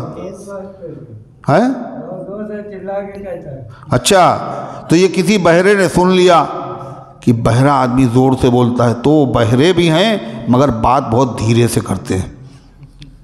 کاہے کے لیے؟ تاکہ یہ الزام ہمارے اوپر سے، اب وہ اتنے دھیرے سے بولتے ہیں، پوچھنا پڑتا ہے کیا کہا آپ نے؟ دیکھیے آپ، تو منافق سمجھتے تھے کیا؟ جیسے ہمارا ایمان نہیں بڑھ رہا، ایمان تھا ہی نہیں تو بڑھے کہاں سے؟ ایمان ہو تو بڑھے، ایمان تھا نہیں، کفر تھا ان کے وہاں، تو جیسے ہم محروم ہیں ایسے ہی ساری دنیا محروم ہے۔ اللہ کہتا ہے ایسا نہیں، سنو ہمارا فرمان سچا ہے۔ فَأَمَّا الَّذِينَ آمَنُوا، بہرحال جو ایمان والے ہیں، فَزَادَتْهُمْ ایمانا، تو یہ آیتیں ان کا ایمان بڑھاتی ہیں، ایمان والوں کا ایمان بڑھتا ہے۔ وَهُمْ يَسْتَبْشِرُونَ، اور وہ بہت خوش ہوتے ہیں جب دین کی باتیں آدمی سنتا ہے۔ ہم لوگ جیسے کمزور ایمان والے بھی جب دین کی کوئی بات سنتے ہیں تو ہم لوگوں کا ایمان تازہ ہو جاتا ہے اور لگتا ہے کچھ حاصل ہوا، ہمیں خوشی ہوتی ہے، نہیں ہوتی ہے؟ اور جن کا ایمان مضبوط ہوگا اور اس کے بعد قرآن وہی نازل ہو رہا ہوگا، پہلے 4 آیتوں پر ایمان رکھتے تھے، 5ویں آیت نازل ہوئی تو ایمان بڑھے گا گھٹے گا؟ تو ایمان بڑھے گا۔ وَأَمَّا الَّذِينَ آمَنُوا فَزَادَتْهُمْ ایمانا، بہرحال جو ایمان لائے ہیں ان کا ایمان تو ان آیتوں نے بڑھا دیا، اور ایسا بڑھایا ان کو محسوس بھی ہو رہا ہمارا ایمان بڑھا ہے، وہ خوش ہو رہے۔ وَأَمَّا الَّذِينَ فِي قُلُوبِهِمْ مَرَضٌ فَزَادَتْهُمْ رِجْسًا إِلَىٰ رِجْسِهِمْ، اور جن کے دلوں میں ایمان تھا ہی نہیں بلکہ گندگی بھری ہوئی تھی، روگ تھا، بیماریاں تھیں، تو یہ آیتیں بڑھاتی تو ان کو بھی ہیں اور ایمان والوں کو بھی بڑھاتی ہیں۔ مگر ایمان والوں کے ایمان میں اضافہ ہوتا ہے اور گندے لوگوں کی گندگی میں اضافہ ہوتا ہے۔ اللہ فرماتا ہے وَأَمَّا الَّذِينَ فِي قُلُوبِهِم مَّرَضٌ، بہرحال وہ لوگ جن کے دلوں میں روگ ہے، نفاق کی بیماری ہے، فَزَادَتْهُمْ رِجْسًا إِلَىٰ رِجْسِهِمْ، تو یہ آیتیں بڑھا دیتی ہیں گندگی کو گندگی کے ساتھ۔ اگر گندگی ہے کہیں پہ پڑی ہوئی اور آپ اس کے اوپر سے پانی ڈالیں، گندگی سے، پانی سے گندگی صاف ہوتی ہے؟ نہیں ہوتی۔ اور اگر گندگی ہے اور گندگی کے نکلنے کا کوئی راستہ بھی نہیں ہے، اوپر سے آپ اس میں پانی بھر دیں تو گندگی گھٹ جائے گی نا، تو اور بڑھے گی۔ ایمان ہے ہی نہیں، کفر بھرا ہوا ہے۔ تو پہلے 4 آیتوں کا انکار کر رہے تھے، اور جب 5ویں آیت نازل ہوئی تو اس کا بھی انکار کر دیا، تو کیا بڑھا؟ ایمان بڑھا، کفر بڑھا۔ اور کفر تو گندگی ہے ہی، کفر تو گندگی ہے۔ انما المشرکون نجس، مشرک ناپاک ہیں، نجس ہیں، یہ مسجد حرام کے بعد اس کے بعد نہ آنے پائے، یعنی ان کے عقیدے گندے ہیں۔ ناپاک ہونے کا مطلب عقیدے گندے ہیں۔ مشرک ہے، غیر ایمان والا مٹھائی بنا رہا ہے اور بڑی عمدہ مٹھائی بناتا ہے، اور زیادہ تر غیر مسلموں کی دکانیں ہیں بڑی بڑی مٹھائی والوں کی، تو مسلمان وہاں سے نہ خریدے، کہ نہیں خریدو، اس لیے گندگی اس کے ہاتھوں میں نہیں ہے، گندگی اس کے جسم پر نہیں ہے، اس کے عقیدے گندے ہیں۔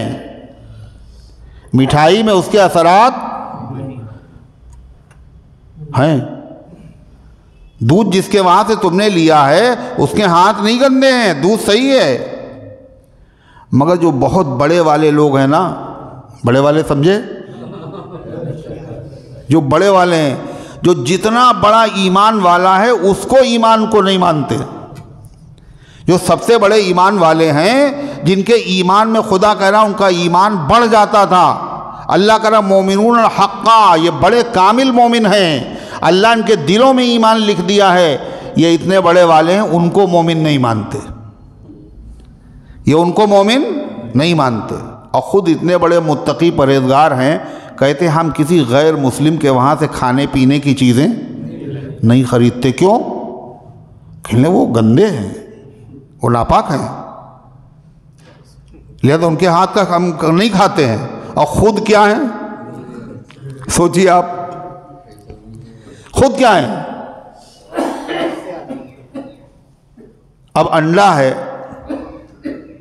اور وہ اندر سے ہو گیا گندا، خراب ہو گیا، مگر آپ نے جیب میں اگر رکھ لیا تو آپ نماز پڑھیں، نماز آپ کی ہو جائے گی۔ کیوں؟ گندگی کہاں ہے اس کی؟ اندر ہے، باہر تھوڑی ہے۔ تو ایسے ہی معاملہ یہ ہے ان کا، مگر یہ لوگ خالی بیوقوف بناتے ہیں کس کو؟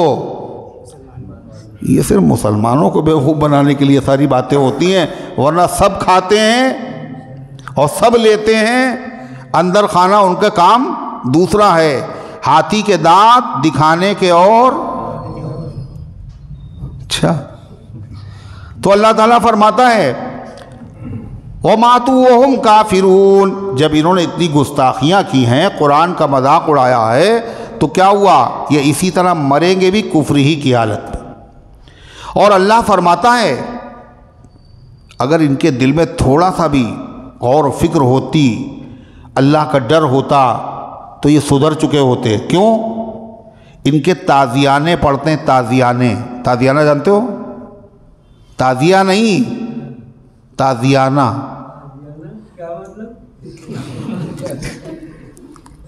تازیانہ کہتے کوڑے کو، کوڑے پڑھتے ہیں۔ جب کوڑے پڑھتے ہیں تو آدمی کیا ہوتا ہے؟ شریر آدمی بھی سیدھا ہو جاتا ہے، مگر ان کے ہر سال پڑھتے ہیں، یہ پھر بھی ٹیڑھے کے ٹیڑھے رہتے ہیں، حضرت داغ کی طرح ہیں۔ کس کی طرح؟ حضرت داغ۔ حضرت داغ جہاں بیٹھ گئے اور سینکڑوں جوتے پڑے پر نہ اٹھے، لیٹ گئے۔ جوتے پڑے تو بجائے اٹھنے کے اور لیٹ گئے۔ اللہ کا ان کا حال یہی ہے. اولا یرون انہم یفتنون فی کل عام مرۃ او مرتین، کیا یہ دیکھتے نہیں ہیں ہر سال ان کا امتحان لیا جاتا ہے، ہر سال ان کو مصیبت میں مبتلا کیا جاتا ہے، مرۃ او مرتین، ایک مرتبہ یا دو مرتبہ، ہر سال مصیبت. کیسے؟ جہاد کا حکم آ جاتا، چلو بھائی جہاد کے لیے. اب جہاد میں جان کا مسئلہ ہوتا ہے تو ان کے اوپر مصیبت ہوتی، اگر نہیں جاتے ہیں تو پردہ کھل جائے گا، ہم مسلمان نہیں ہیں، اور جاتے ہیں تو جان جاتی ہے. تو یہ کیا کرتے ہیں پھر؟ جھوٹے بہانے بناتے ہیں، اور قرآن کی آیت نازل ہو جاتی ہے اور قرآن بتاتا ہے جو انہوں نے بہانے بنائے ہیں یہ سب جھوٹے تھے. پول کھل جاتی ہے. ہر سال ذلیل ہوتے ہیں. ایک مرتبہ اگر ذلیل ہو جائے آدمی، اس میں تھوڑی سی غیرت ہو تو کیا ہوگا؟ دوبارہ وہ کام نہیں کرے گا. مگر جب غیرت نہ ہو تو پھر کیا ہے؟ ڈوبنے والے میں بس تھوڑی سی غیرت چاہیے. ڈوبنے والے میں بس قطرہ کافی ہے، سمندر سامنے ہو یا نہ ہو.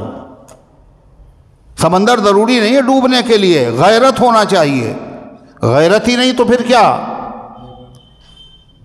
جسے کہتے ہیں غیرت، وہ گئی تیمور کے گھر سے، غیرت ختم ہو گئی.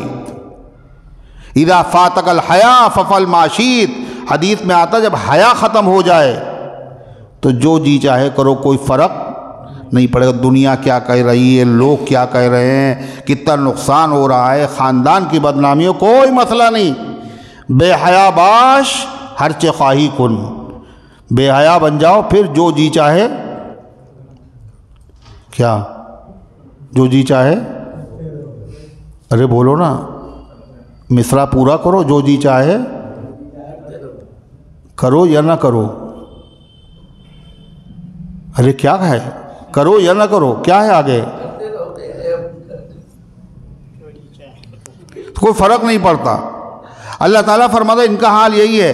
ثم لا يتوبون ولا هم يذكرون، پھر بھی یہ توبہ نہیں کرتے اور نصیحت حاصل نہیں کرتے. بلکہ ان کا حال کیا ہے؟ جب قرآن کی کوئی صورت نازل ہوتی ہو، یہ سمجھتے ہیں ہم نے غلط کام کیا ہے، لگتا ہے اس صورت میں کہیں میرے بارے میں کچھ نہ آیا ہو، اس لیے کہ چور کی داڑھی میں تنکا. تو یہ سمجھتے جب بھی کوئی قرآن کی صورت نازل ہوتی ہے اور یہ اللہ کے نبی کی محفل میں بیٹھے ہوتے ہیں تو یہ موقع غنیمت سمجھتے ہیں، آنکھوں میں ایک دوسرے سے اشارے کرتے ہیں، کوئی دیکھ تو نہیں رہا، دیکھو کوئی مسلمان دیکھ تو نہیں رہا. اگر دیکھ لے گا کوئی تو حضور کو بتا دے گا یہ بھاگ گئے تھے. جہاں دیکھا کوئی نہیں دیکھ رہا، کھٹ سے حضور کی مسجد سے، مجلس سے باہر ہو جاتے ہیں. آیت نازل ہو جائے گی، ابھی بھانڈا پھوٹ جائے گا، ننگے ہو جائیں گے، ذلیل ہو جائیں گے، اللہ اس کا ذکر. یعنی کیسے اللہ نے کیسے بیان کیا، خدا سے زیادہ اچھا کون بیان کر سکا. اللہ فرماتا ہے وَإِذَا مَا أُنزِلَتْ سُورَةٌ نَظَرَ بَعْضُهُمْ إِلَىٰ بَعْضٍ، اور جب نازل ہوتی ہے کوئی سورت تو ان میں کا ایک دوسرے کی طرف دیکھتا ہے. کاہے کے لیے؟ خاص نظروں سے. دیکھو کوئی دیکھ تو نہیں رہا. هَلْ يَرَاكُم مِّنْ أَحَدٍ، کیا کوئی مسلمان تمہیں دیکھ تو نہیں رہا ہے؟ اور جب یقین ہو جاتا کوئی نہیں دیکھ رہا ہے، ثُمَّ انصَرَفُوا، پھر نبی کی مجلس سے یہ چپکے سے نکل جاتے ہیں. نبی کی مجلس سے جو پھر گیا، اللہ فرماتا ہے پھر اللہ تعالیٰ اس کو ایمان سے ہمیشہ کے لیے پھیر دیتا ہے. صرف اللہ قلوبہم، اللہ نے ان کے دلوں کو پھیر دیا. بِأَنَّهُمْ قَوْمٌ لَا يَفْقَهُونَ، اس لیے کہ ایسے لوگ ہیں جو سمجھنے کی کوشش ہی نہیں کرتے. ورنہ قرآن ایسی کتاب ہے، اگر پہاڑ پہ نازل کیا جاتا تو پہاڑ ٹکڑے ہو جاتا. یہ لوگ نہیں سمجھ پاتے، غور ہی نہیں کرتے، یہ سمجھنا چاہتے ہی نہیں. اللہ پھر تمام عربوں سے اور پوری دنیا کے انسانوں سے مخاطب ہے کہ ہم نے تمہارے اوپر بہت بڑا احسان کیا ہے اور تمہیں بہت بڑا انعام دیا ہے. اس انعام کی اگر قدر کرو گے تو نواز دیے جاؤ گے، اور ناقدری کرو گے تو تم سے زیادہ گھاٹے میں بھی کوئی نہیں ہوگا. یہ سورۃ توبہ کی آخری آیت ہے. اللہ کیا فرما رہا ہے؟ لَقَدْ جَاءَكُمْ رَسُولٌ مِّنْ أَنفُسِكُمْ، وہ انعام کیا ہے خدا کا؟ اللہ کہہ رہا آ چکے ہیں تمہارے پاس رسول. کون سے؟ جن کی دعا کی تھی ابراہیم علیہ السلام نے، ربنا وابعث فیہم رسولا، اے اللہ ان میں ایک پیغمبر بھیج دیجئے. وہ رسول آئے جن کی عیسیٰ علیہ السلام نے خوشخبری سنائی تھی، مبشرا برسول یاتی من بعد اسمہ احمد، میں ایسے رسول کی خوشخبری سنا رہا ہوں جو میرے بعد آئے گا جس کا نام اللہ کا. وہ رسول تمہارے پاس آ گئے اور اپنا قسمت پہ ناز کرو. من انفسکم، اتنا بڑا رسول، اتنا بڑا پیغمبر جو قاری کائنات میں سب سے اعلیٰ و بالا و برتر ہے، وہ کسی اور قبیلے سے نہیں آیا. من انفسکم، تمہیں میں سے آیا. تمہیں کا مطلب اے عربو، وہ نبی تمہیں میں سے ہیں، عجم کے نہیں ہیں، ایران کے نہیں ہیں، ہندوستان کے نہیں ہیں، چائنا کے نہیں ہیں، تمہیں میں سے ہیں. یا انسانوں پہ کہہ رہا اللہ اے دنیا کے تمام انسانوں خوشی مناؤ، اتنا بڑا پیغمبر وہ کیا ہے؟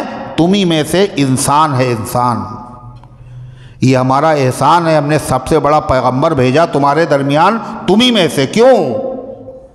اس لیے کہ انسان کا انسان سے کوئی بات سیکھنا آسان ہے، انسان کا جنوں سے کوئی بات سیکھنا یہ کیا آسان ہے؟ یہ تو بہت مشکل ہے، ڈر کے بھاگ جائے گا آدمی. وہ بیٹھے تھے حدیث کا سبق ہو رہا تھا تو استاد نے کہا ذرا پانی لاؤ، اور وہ مٹکا دور رکھا ہوا تھا، کوئی طالب علم جاتا اٹھانے کے لیے، تو ایک صاحب ان میں جن بھی بیٹھے ہوئے تھے پڑھ رہے تھے، تو انہوں نے وہیں سے ہاتھ لمبا کیا اور نہ کر کے جو دیا تو شیخ نے ان کو بہت ڈانٹا، آئندہ یہ حرکت نہ کرنا. کتنے بے ہوش ہو گئے، دیکھ ہی نہیں پائے، ہیبت زدہ ہو گئے. تو رسول اگر جنوں میں سے ہوتا تو دین کے مسئلے سیکھنا آسان ہو جاتا نا. اچھا سن رہے ہیں آپ بھی اس کا مطلب؟ اچھا، اور فرشتہ بھی خدا نے نہیں بنایا رسول. اگر فرشتہ ہوتا تو دین سیکھنا اور مشکل ہو جاتا، اس لیے کہ فرشتے کو اصلی شکل میں دیکھنا یہ کسی کی اوقات نہیں ہے. اللہ کے نبی نے صرف دیکھا ہے جبریل کو اصلی شکل میں 2 مرتبہ، اور نبی جیسا آدمی دیکھنے کے بعد اللہ کے نبی بے ہوش ہو گئے، تو دوسرا کون دیکھ سکتا تھا؟ پھر فرشتہ کھاتا نہیں تو کھانے کھا کے کیسے سکھاتا؟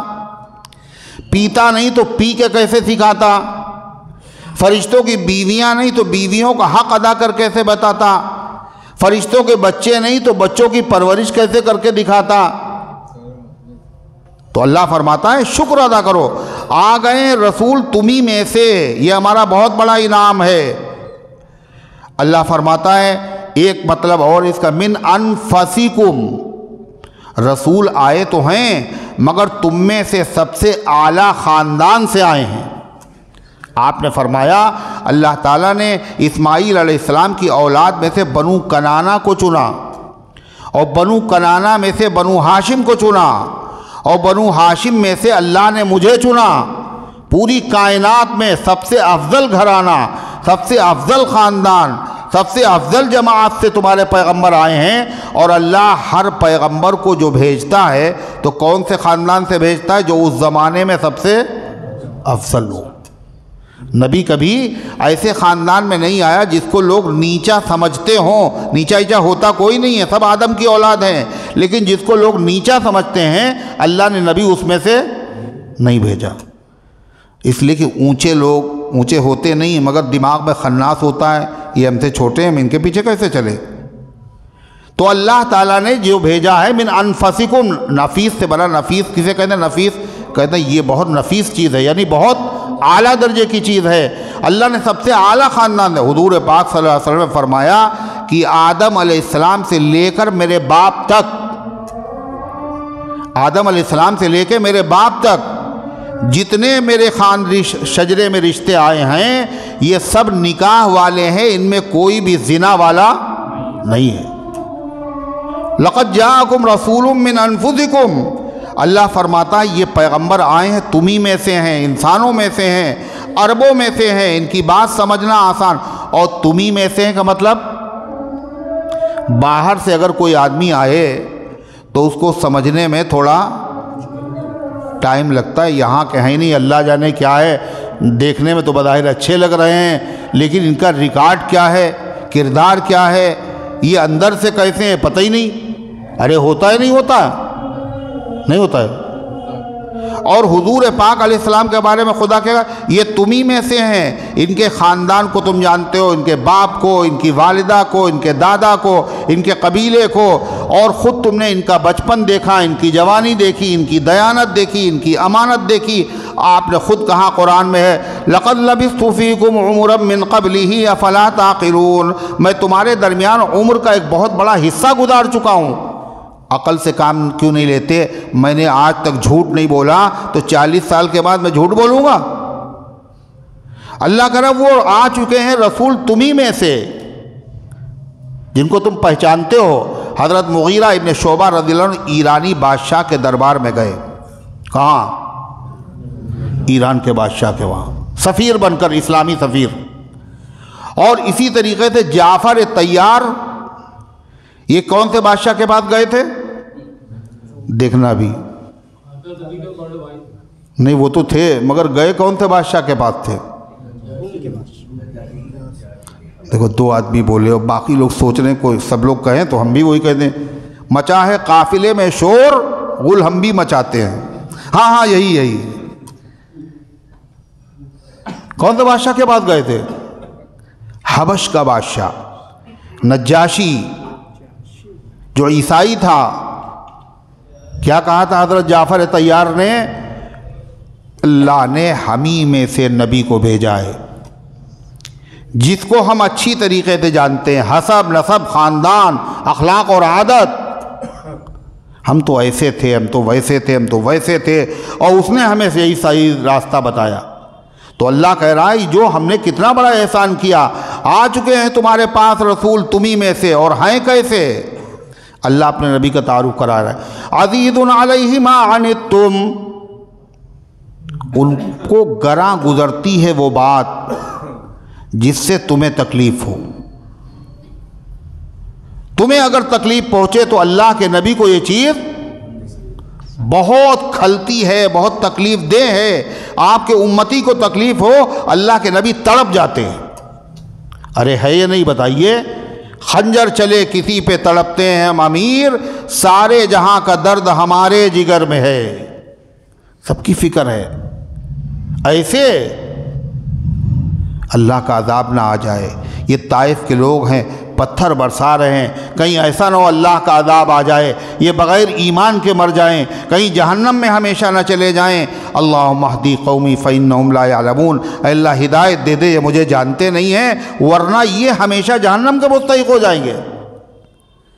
عزیز علیہ ما عنتم، جو چیز تمہیں مشقت میں ڈالتی ہے وہ نبی کو کھلتی ہے۔ اور کبھی کبھی نبی کیا کرتے ہیں، وہ کام جو نبی کو نہیں مشکل نہیں ہے، امت کے لیے مشکل ہے، اللہ کے نبی وہ کام صرف امت کی خاطر چھوڑ دیتے ہیں۔ نہیں معلوم آپ کو؟ حضور پاک صلی اللہ علیہ وسلم جب معراج میں تشریف لے گئے تھے تو نماز کئے ٹائم کی فرض ہوئی تھی؟ 5؟ سبحان اللہ سبحان اللہ۔ تو 50 وقت جب فرض ہوئی نماز تو اللہ کے رسول صلی اللہ علیہ وسلم نے اللہ تعالیٰ سے کیا کہا؟ اے اللہ یہ بہت زیادہ ہے، یہ کہا تھا حضور لے کے چلے آئے، اللہ کا تحفہ ہے۔ کیوں؟ نماز حضور کے لیے مشکل نہیں تھی، اللہ کے نبی کو تو نماز سے عشق تھا، اللہ کے تو نبی کو تو نماز میں مزہ آتا تھا، اور ہر آدمی کو اپنے محبوب سے بات کرنے میں بہت خراب لگتا ہے، ارے بڑا مزہ آتا ہے۔ اور نماز میں محبوب حقیقی سے بات ہوتی ہے، اللہ سے بات ہوتی ہے۔ اللہ کے نبی علیہ السلام کی نمازیں اللہ کتنی لمبی نماز پڑھتے تھے آپ، پیروں پہ ورم آ جاتا، خون رسنے لگتا، ارے تھا یا نہیں تھا؟ کیوں؟ اللہ سے بات کرنے میں مزہ آ رہا۔ اور حدیث میں آتا ہے امام اہل سنت رحمۃ اللہ علیہ لکھتے ہیں اللہ کے نبی چاہتے تھے جس طرح رات میں ہم تہجد پڑھتے ہیں ایسے دن کے اندر بھی ہم تہجد کی نماز پڑھیں اتنی لمبی لمبی۔ اللہ تعالیٰ نے فرمایا ان لک فی النہار سبحا طویلا، اے پیغمبر دن میں آپ کو بہت سے اور کام رہتے ہیں لہذا رات ہی میں کافی ہے۔ تو حضور 50 وقت کی لے آئے، کوئی مسئلہ ہی نہیں تھا۔ آپ کہتے تھے حضرت بلال سے ارحنا یا بلال، بلال مجھے راحت پہنچاؤ۔ راحت پہنچانے کا مطلب اذان کہو نماز پڑھیں تو مجھے بے چین دل کو۔ کچھ حصہ جو لوگ نماز کے پابند ہیں ان کو بھی اس کا نصیب ہوا ہے۔ جب جو لوگ نماز کے پابند ہوتے ہیں اور جب نماز کا وقت ہو جاتا ہے اور وہ اپنی منزل پر نہیں پہنچ پاتے ہیں تو ان کا دل ارے نماز چھوٹ جائے گی، جماعت چھوٹ جائے گی، بلبلا رہے وہ، یہ کیفیت۔ تو حضور پاک صلی اللہ علیہ وسلم 50 وقت کی لے کے آ گئے، ایک لفظ نہیں کہا۔ موسیٰ علیہ السلام ملے راستے میں، کہنے کیا ملا ہے؟ کہنے نماز ملی 50 ٹائم کی۔ کہنے ارے آپ کی امت تو بڑی کمزور ہے، میری امت طاقتور تھی، وہ اس سے کم نماز نہیں پڑھ پائی، اسے کم کرائیے آپ۔ تو امت کی خاطر حضور گئے موسیٰ کے مشورے سے، اے اللہ اور 5 کم ہو گئی۔ پھر آئے، پھر موسیٰ علیہ السلام کتنی کم ہوئی؟ کہنے اتنی، ارے یہ بہت زیادہ ہے۔ پھر جا رہے ہیں، کئی بار گئے، 5 کم ہو رہی ہیں 50 میں سے۔ حضور کتنے مرتبہ گئے؟ 9 مرتبہ۔ کس کی خاطر گئے تھے وہ؟ امت کی خاطر، امت مشقت میں مبتلا نہ ہو جائے۔ عزیز علیہ ما عنتم، 5 وقت کی رہی مگر ثواب 50 ہی نمازوں کو ملتا رہے گا۔ یہ اللہ تعالیٰ کی نوازش ہے نبی کے صدقے میں امت کے ساتھ۔ حضور پاک صلی اللہ علیہ وسلم ایک دن آئے عشاء کی نماز میں، اور حضور پاک صلی اللہ علیہ وسلم نے دیکھا بہت دیر میں آئے آپ عشاء کی نماز پڑھانے، تو آپ نے یہ دیکھا صحابہ کرام صفوں میں بیٹھے ہوئے ہیں اور نیند کی وجہ سے جھوم رہے ہیں۔ نیند کا غلبہ، جتنی دیر ہوگی نیند آئے گی۔ تو آپ نے فرمایا تمہیں پتہ ہے تم ایک ایسی نماز کا انتظار کر رہے ہو، اس نماز کا انتظار تم سے پہلے کسی نبی کی امت نے نہیں کیا، یعنی عشاء کی نماز کسی نبی کی امت پہ فرض ہی نہیں تھی، اسی نماز کا انتظار کر رہے ہو۔ اور اگر مجھے تمہارے مشقت میں مبتلا ہونے کا اندیشہ نہ ہوتا کہ تمہیں کھلے گا بہت، تمہیں تکلیف ہوگی، تمہیں اذیت پہنچ جائے گی، تمہیں گراں گزرے گا، تو میں عشاء کی نماز 1/3 رات تک مؤخر کر کے پڑھتا، 1/3 رات دیر کر کے پڑھتا، اس لیے اس میں ثواب زیادہ تھا۔ لیکن مجھے پھر خیال آیا میری امت کمزور ہے، کہیں مشقت میں مبتلا نہ ہو جائے۔ حضور عمل کرنا چاہتے ہیں مگر امت کی خاطر۔ تراویح کی نماز حضور پاک صلی اللہ علیہ وسلم نے پڑھی پوری زندگی۔ مسجد نبوی میں حضور نے تراویح کی نماز پڑھی جماعت سے 3 دن پڑھائی۔ کہاں پڑھائی؟ جماعت کے ساتھ۔ کئے دن؟ 3 دن۔ اعتکاف میں تھے آپ، مسجد میں چٹائیاں لگی ہوئی تھی، اعتکاف میں تھے وہاں، 3 دن پڑھائی آپ نے نماز۔ صحابہ کو اعلان نہیں کیا، صحابہ کو پتہ چلا، وہ آتے گئے مسجد بھر گئی۔ تیسرے دن اللہ کے نبی صلی اللہ علیہ وسلم تیسرے دن کے بعد آپ اپنے حجرے سے باہر نہیں آئے اور مسجد بھری ہوئی، اور صحابہ چاہ رہے حضور آ جائیں نماز پڑھائیں۔ صحابہ کرام کو خیال ہوا کہ شاید حضور کی آنکھ لگ گئی ہو، تو صحابہ کھانس رہے ہیں، کھکھار رہے ہیں،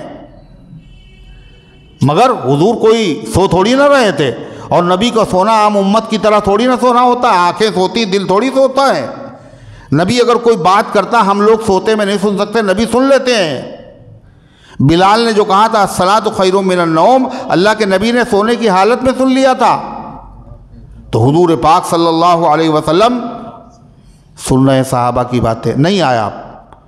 پھر فجر میں آپ نے صحابہ سے کہا مجھے پتا ہے کہ تم نماز پڑھنے آئے تھے، اور مجھے بھی شوق ہے اور تمہیں بھی شوق ہے، لیکن میں اس لیے نہیں نکلا اس اندیشے سے کہیں یہ نماز تمہارے اوپر فرض نہ ہو جائے اور بعد میں تم اس کو اٹھانے کی طاقت اپنے اندر نہ پاؤ، اس لیے میں نہیں آیا، صرف امت کی خاطر۔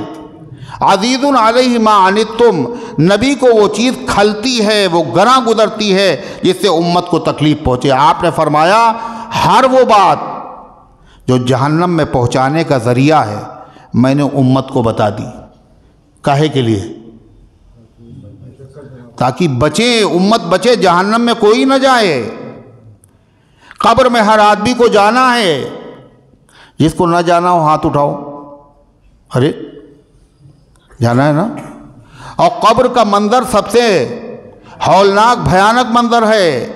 آپ صلی اللہ علیہ وسلم نے فرمایا کہ قبر میں عذاب ہوتا ہے، آپ چاہتے ہیں میرے کسی امتی کو قبر کا عذاب نہ ہو، اس لیے آپ نے بتایا قبر میں عذاب کا ریزن کیا ہے، سبب کیا ہے۔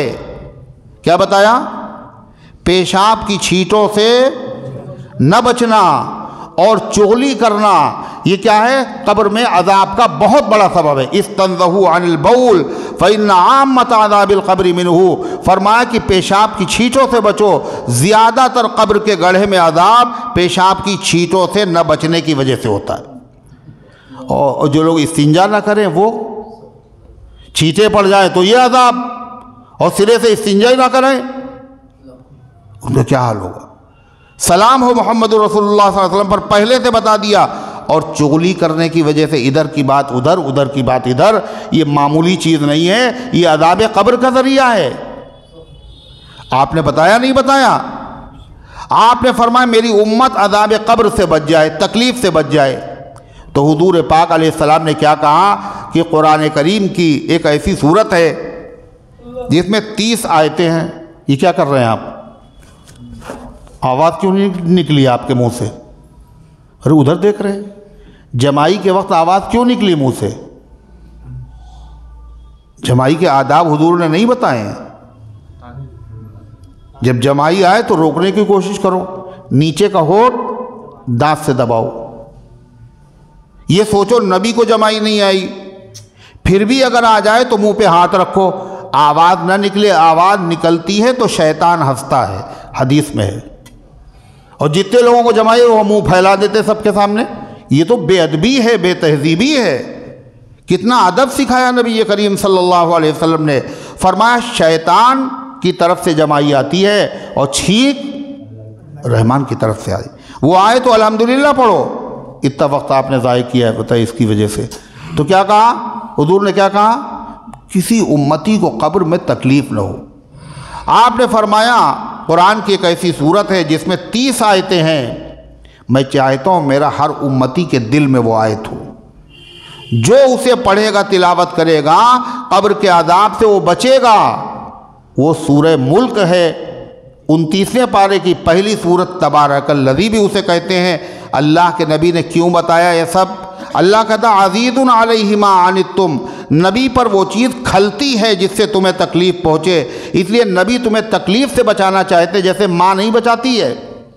سوٹر پہن لو، مفلر بھی لے لو، دیکھو ہوا نہ لگ جائے، دھوپ میں مت جاؤ، دریا پہ نہانے مت جاؤ۔ حضور نے اگر منع کیا تو امت کے فائدے کے لیے، اگر کسی چیز کا حکم دیا تو امت کے فائدے کے لیے۔ کیا کہا حضور پاک علیہ السلام نے؟ تراویح کی نماز کیوں چھوڑی آپ نے؟ کہیں فرض نہ ہو جائے۔ حضرت عمر، میرے بعد کوئی نبی ہوتا تو حضرت عمر ہوتے۔ حضور نے کہا جب ان کا زمانہ آیا تراویح تو ہو رہی تھی مگر ایک امام کے پیچھے نہیں ہو رہی تھی، حضرت عمر نے کہا اللہ کے نبی نے اس کو کیوں چھوڑا تھا جماعت سے؟ فرض نہ ہو جائے۔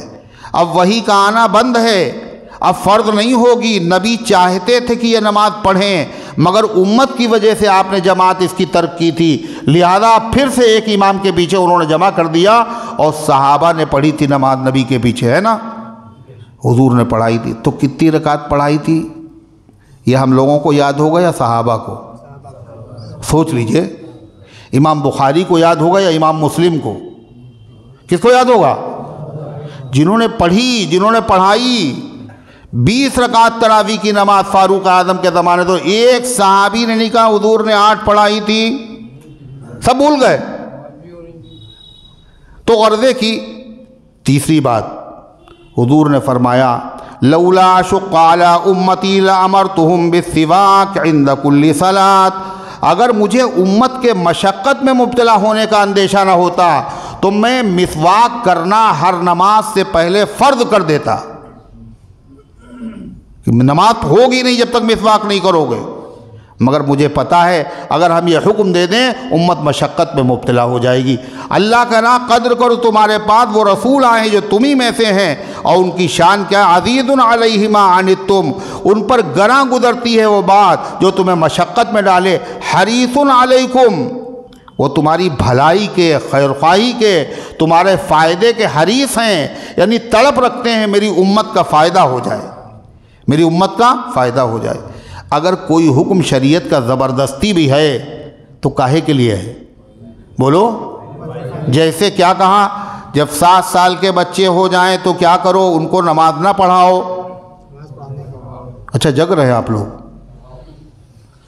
نماز کی تعلیم دو، اور جب 10 سال کے ہو جائیں اور نماز چھوڑنے لگیں تو نماز کے چھوڑنے پر حضور نے کہا مارو، کہا نہیں کہا حضور نے، حالانکہ 10 سال میں نماز فرض نہیں ہوتی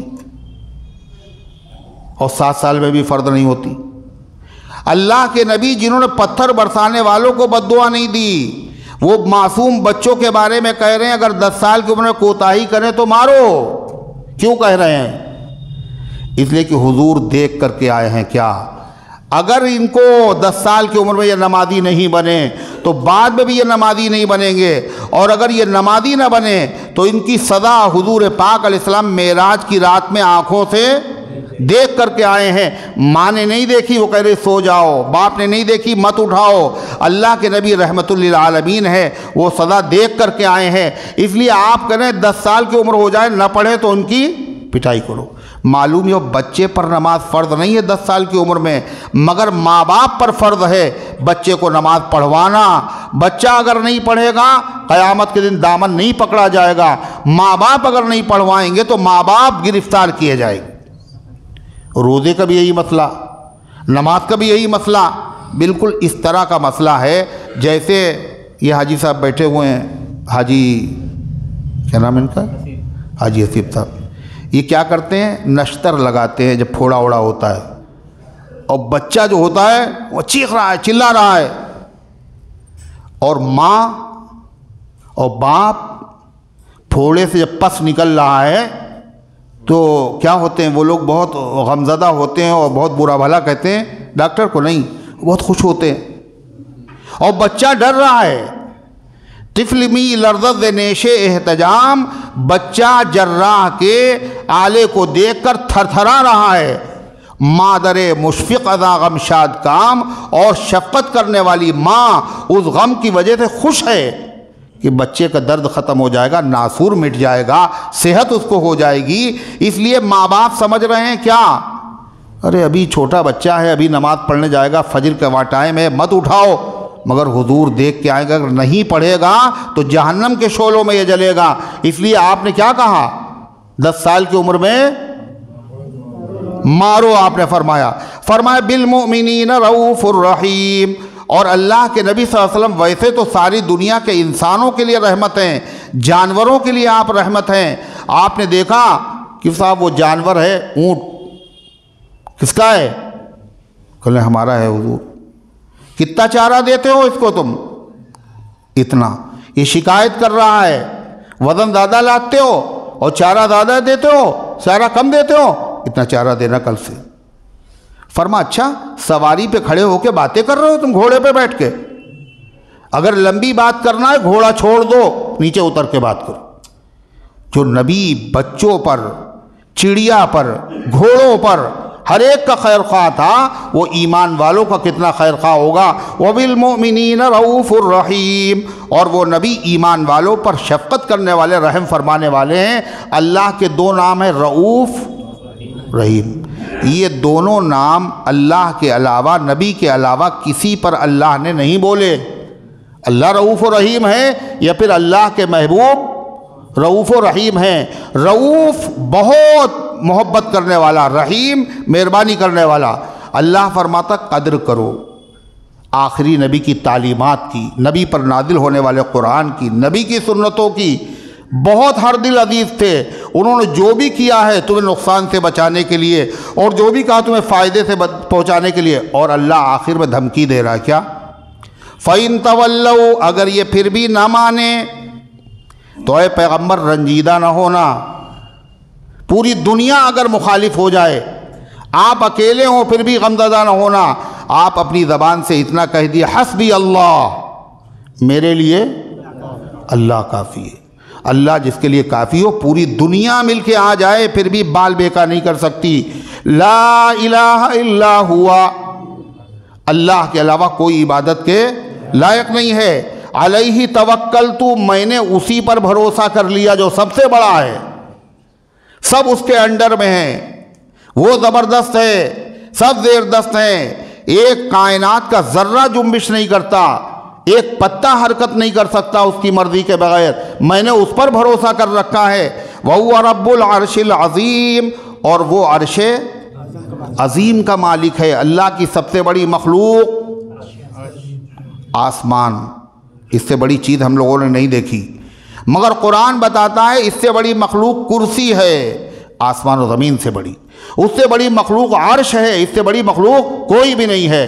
اور عرش عظیم کا جب وہ مالک ہے بڑی چیز کا، تو چھوٹی موٹی جتنی چیزیں ان کا مالک نہیں ہے، سب کا وہ مالک ہے، لہذا پرواہ نہ کیجئے۔ اس پر یہ قرآن کریم کی صورت مکمل ہو جاتی ہے، سورہ توبہ۔ رکوع کون سا ہے، پارہ کون سا ہے؟ 11واں پارہ، 11واں پارہ۔ رکوع کون سا ہے؟ 5۔ آیتیں کون کون سی ہیں؟ 2 آیتیں۔ کہاں سے شروع ہوتی ہے؟ لقد جاءکم سے عرش عظیم تک۔ حدیث میں آتا ہے جو 7 مرتبہ فجر کے بعد پڑھے اور 7 مرتبہ عشاء کے بعد پڑھ لے، اس کا کوئی کام ایسا نہیں ہوگا جو جائز ہو اور ہو نہ جائے، کوئی کام ایسا نہیں بچے گا جو جائز ہو اور نہ ہو۔ یہ وظیفہ کس کا سکھایا ہوا؟ بڑے پیر صاحب کا ہے؟ یہ وظیفہ خدا کا سکھایا ہوا ہے، اللہ اپنے نبی کو سکھا رہا ہے۔ فَإِن تَوَلَّوْا، اگر وہ نہ مانے، روگردانی کریں، تمہارا کام نہ کریں، تمہاری فائل پھینک دیں، جج تم سے ضد میں آ جائے اور تم سے چڑ جائے، دنیا کو کوئی افسر ہو، سب کے دل اللہ کے قبضے میں ہے، اگر وہ نہ مانے تو کہہ دو، کیا کہو گے؟ حسبی اللہ لا الہ الا هو علیہ توکلت وهو رب العرش العظیم۔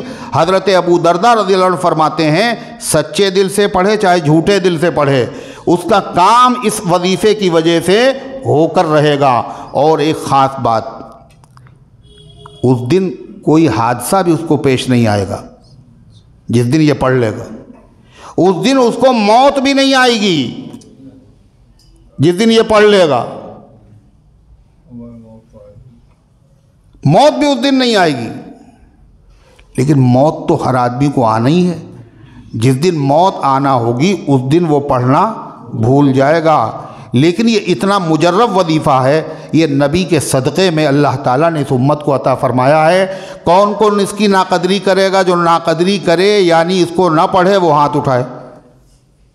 ارے اچھا، کون کون پڑھے گا؟ کون کون یاد کرے گا؟ کون کون سیکھے گا؟ اور اس کی ضرورت خالی اپنے آپ کی نہیں ہے، ہمارا بچہ جو اسکول جا رہا ہے اس کا وہ کوئی کڈنیپ نہ کر لے، ہماری بیوی بھی بچی رہے، ہمارا شوہر بھی بچا رہے، ہے یا نہیں تمنا؟ اس لیے یہ وظیفہ سب کو سکھانے کی ضرورت ہے۔ لیکن علاج کے ساتھ اصل چیز پرہیز ہے۔ پرہیز کیا ہے؟ نماز بھی ضروری ہے، خالی وظیفے پہ پڑے رہے پھر ہے، نماز بھی ضروری ہے، اس کے بعد پڑھیں بھائی۔ اللہ ان گزارشات کو قبول فرمائے، عمل کرنے کی توفیق عطا فرمائے۔ کیا بتاؤں؟ ہاں، 7 مرتبہ فجر کے بعد، 7 مرتبہ عشاء کے بعد یہ دعا سورہ توبہ کی آخری 2 آیتیں لقد جاءکم سے شروع ہوتی ہے، پہلی آیت، دوسری آیت جو ختم ہو رہی ہے عرش عظیم پہ۔ یہ 2 آیتیں پڑھنا کوئی مشکل نہیں ہے اور 7 مرتبہ پڑھنا ہے۔ وہی پڑھیں گے انشاءاللہ۔ اللہ ان گزارشات کو قبول فرمائے۔ اس کے بعد جو سورت آ رہی اس سورت کا نام سورہ یونس ہے، انشاءاللہ آئندہ ہفتے میں اس کی تفسیر اور وضاحت ہوگی۔ عائشہ رحمان کی طبیعت خراب ہے، میرے مرنے پر نہ آنا، جنازے میں نہ آنا، تو کیا اس شخص کے مرنے پر نہیں جانا چاہیے؟ بالکل جانا چاہیے، اور اس طرح کی وصیت جو آدمی کرے وہ گنہگار ہے کہ ہمارے جنازے پہ نہ آنا۔ آپ کو کیا حق پہنچتا ہے؟ ایک مسلمان کے دوسرے مسلمان پر حق ہے، بیمار ہو تو دیکھنے جائے، مر جائے تو جنازے میں شریک ہو، اور کوئی ایسی وصیت کر رہا ہے تو وصیت ناجائز، اس پر عمل کرنا بھی ناجائز ہے۔ کتا چھو کر نکل گیا، کیا نہانا پڑے گا؟ اگر کتا سوکھا ہے، نالی سے نہیں نکلا ہوا ہے، پاک پانی کتے پہ اگر پڑ گیا، پتہ ہے یہ پانی جو اس پہ پڑا ہے یہ پاک ہی پانی ہے، پھر آپ کے جسم سے ٹچ ہو جائے، کپڑے سے ٹچ ہو جائے، جو کپڑے بھی ناپاک نہیں ہوں گے، جسم بھی ناپاک نہیں ہوگا۔ لیکن اگر وہ نالی سے نکلا ہے تو نالی کا پانی تو ناپاک ہے، آپ کے جسم پہ ٹچ ہوگا تو جسم ناپاک ہے، کپڑے سے ہوگا کپڑے ناپاک ہوں گے۔ البتہ اگر کتے نے منہ کا لعاب لگا دیا، منہ سے کسی چیز کو پکڑ لیا، لعاب اس کا لگ گیا، یہ ناپاک ہے، اس کی وجہ سے وہ ہاتھ کو پکڑا تو ہاتھ ناپاک، کپڑا پکڑا تو کپڑا بھی ناپاک ہو جائے گا۔ اللہم صلی علی سیدنا وعلی آل سیدنا کما تحب وترضى عدد ما تحب وترضى اللہم انت السلام ومنک السلام تبارکت یا ذا الجلال والاکرام۔ اے اللہ ہم سب کی حاضری کو اپنی رحمت سے قبول فرما، ایمان کامل عطا فرما، اعمال صالحہ کی توفیق عطا فرما، نفس و شیطان کے دھوکے سے، برے کاموں سے، بری باتوں سے اللہ ہم سب کی حفاظت فرما۔ اس درس قرآن کو اپنی رحمت سے قبول فرما، اس کے فیض کو گھر گھر کے اندر پہنچا دے، اس کی برکت سے عقائد، اعمال، اخلاق، معاشرے کی اصلاح فرما۔ اے اللہ قرآن پڑھنے کی، سننے کی، سمجھنے کی، اس کے تقاضوں پر عمل کرنے کی توفیق عطا فرما۔ اے اللہ یہ تیری بہت بڑی نعمت ہے، بڑی ناشکری ہوئی ہم سے، بڑی ناقدری ہوئی ہے۔ اے اللہ ہم سب کو معاف فرما دے، پوری امت کو معاف فرما دے۔ اے اللہ اس کی قدر کرنے کی توفیق عطا فرما۔ اے اللہ سارے عالم میں ہدایت کی ہواؤں کو چلا دے، اپنے دین کی خدمت کے لیے ہم سب کو قبول فرما لے۔ مسجد اقصیٰ کی حفاظت فرما، حرمین شریفین کی حفاظت فرما، تمام مساجد اور مدارس کی حفاظت فرما۔ اے اللہ مسجد اقصیٰ کی حفاظت کے لیے جو لوگ سینہ سپر ہیں، جان و مال کی قربانیاں دے رہے ہیں، اے اللہ ان کے حوصلوں کو بلند فرما، ان کو مزید ہمت عطا فرما، غیب سے ان کی نصرت فرما، حمایت فرما۔ اے اللہ ظالم یہودی اور ان کے حامی، اے مالک ان سب کو اس دنیا میں ذلیل اور خوار فرما دے، ان کے منصوبوں کو ناکام فرما دے۔ اے اللہ ان کو عبرتناک سزا عطا فرما۔ جنہوں نے دعاؤں کے لیے کہا ہے یا لکھا ہے، یا ان کا ہم پر حق ہے یا وہ امید رکھتے ہیں، ان سب کے نیک مقاصد میں کامیابی نصیب فرما۔ اے اللہ ہم سب کو اسلام پر زندہ رکھ، ایمان پر موت دے، ایمان والوں کے ساتھ حشر فرما۔ آمین یا رب العالمین۔